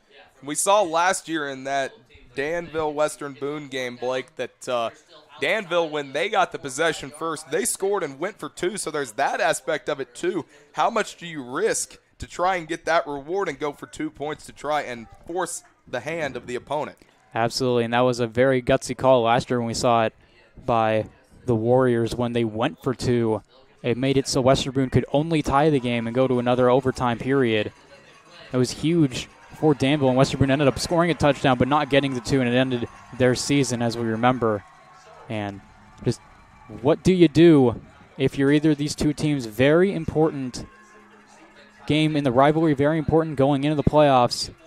Going to flip over to the left side of the field, it looks like, to start off. They will be doing it on the left side of the field, staring at the Western Boone Stars scoreboard with the American flag flowing in the wind and the rain coming down. That is the set of this scene of high school football. Isn't it so crazy that on this crazy rainy night we get an overtime game of all things? Just insane. So the Western Boone defense will be on the field first, which means we will see Jackson Folden and company come out for Lebanon. And, man, you got pretty much everything at your disposal here, Blake. They've pretty much been able to make runs work. They've been able to make passes work. I wonder how aggressive Jeff Smock's going to be here on this opening play. Yeah, very interesting to see. Maybe if they go for something right off the bat, but try and control it, try and wear down the defense as much as you can to get 4 shots at the end zone. What can you do? Folden in the gun, gives way to Shockley, running up the middle. Not much doing. It looks like he got a couple on the play. It'll set up a 2nd and goal from the 8-yard line. Shockley's 19th run of the night. Keep it up the middle with Shockley. Keep it pretty traditional. Lebanon, no points in the second half. Having this chance in overtime to try and put some more points on the board is huge for them. But just trying to see what they can do to get things working. And, of course, you get to the point, you start to think ahead. If things get to 4th down, what do you do if you're Lebanon so close to the end zone, but Crowd's still on, 2nd down? Crowd's on their feet, holding up the umbrellas as the rain trickles down. Folden keeps it himself, running to the right side, in trouble, can't get away from Talbot. What a tackle. He was wrestled down behind the line of scrimmage. He lost a couple on that play. And a huge tackle there from one of the best players on this Western Boone team, Philip Talbot, getting that tackle, a clean one there, and an absolutely massive play for the Stars. Makes it 3rd down and goal from the 10. You need to stop him 2 more times, maybe even just 1 more. See what you can do if you're Western Boone. 2 run plays, nothing doing for this Lebanon squad. Let's see what Jeff Smock draws up on 3rd and 10. Folden in the gun with Shockley behind him. 3 to the right, 1 to the left. Flag on the play.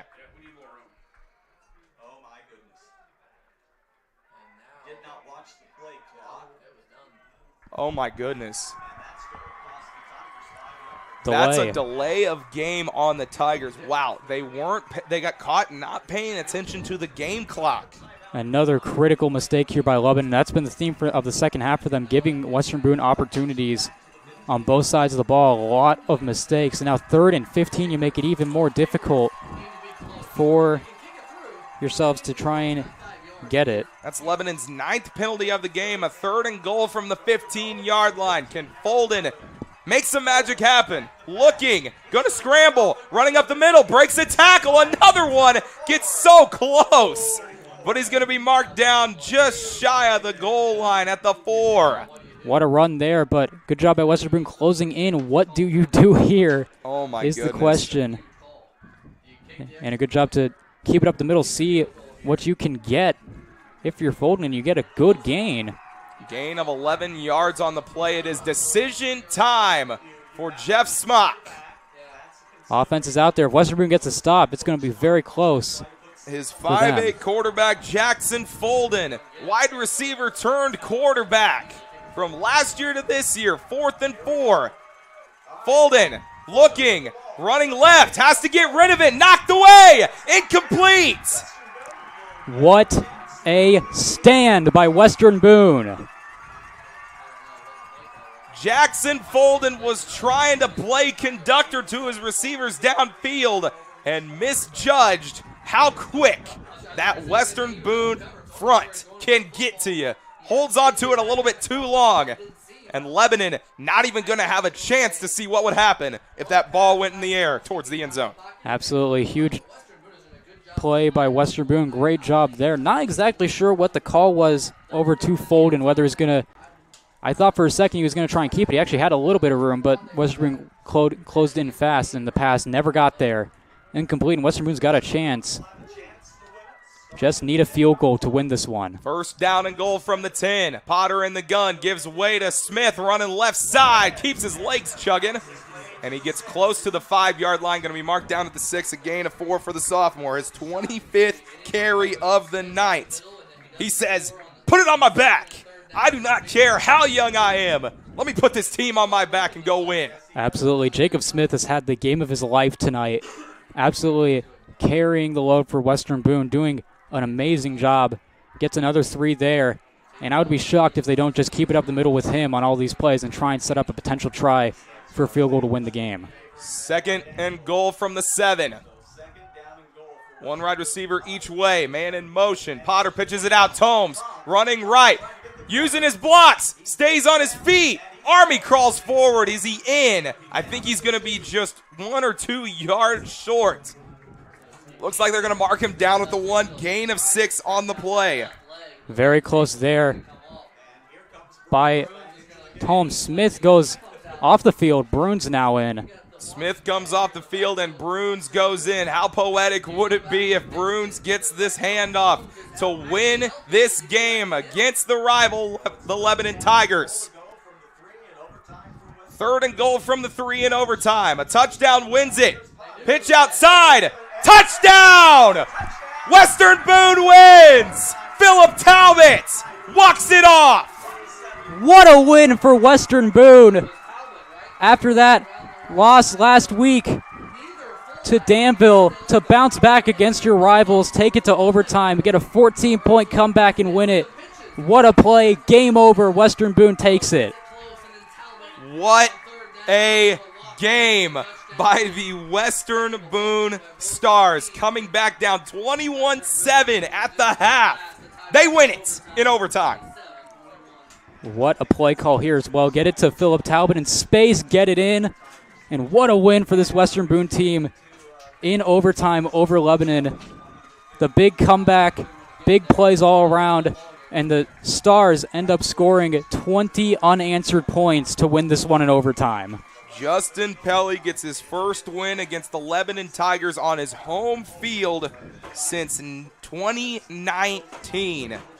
And also one more thing worth noting with that win, head coach Justin Pelly of the Stars has 100 wins as the Stars head coach. He had 99 going into the last couple weeks, was waiting for that 100th, gets it in overtime, dramatic fashion. Stars get to 6-3, and what a win for Western Boone. 100 wins in just his 11th season as the head coach for the Western Boone Stars. He has the 2nd most wins now in school history and will go down as the greatest of all time here at this school. No doubt about that one. And albeit, as we mentioned, some see a student athlete working on a shot. We see a powerful lesson in persistence.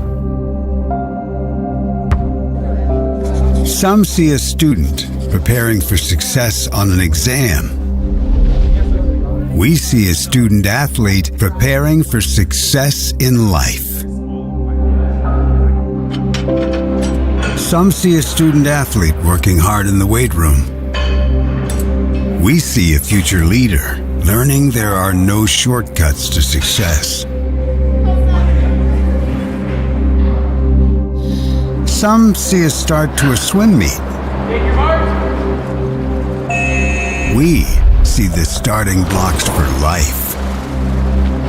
Proud to keep education in front of athletics since 1903.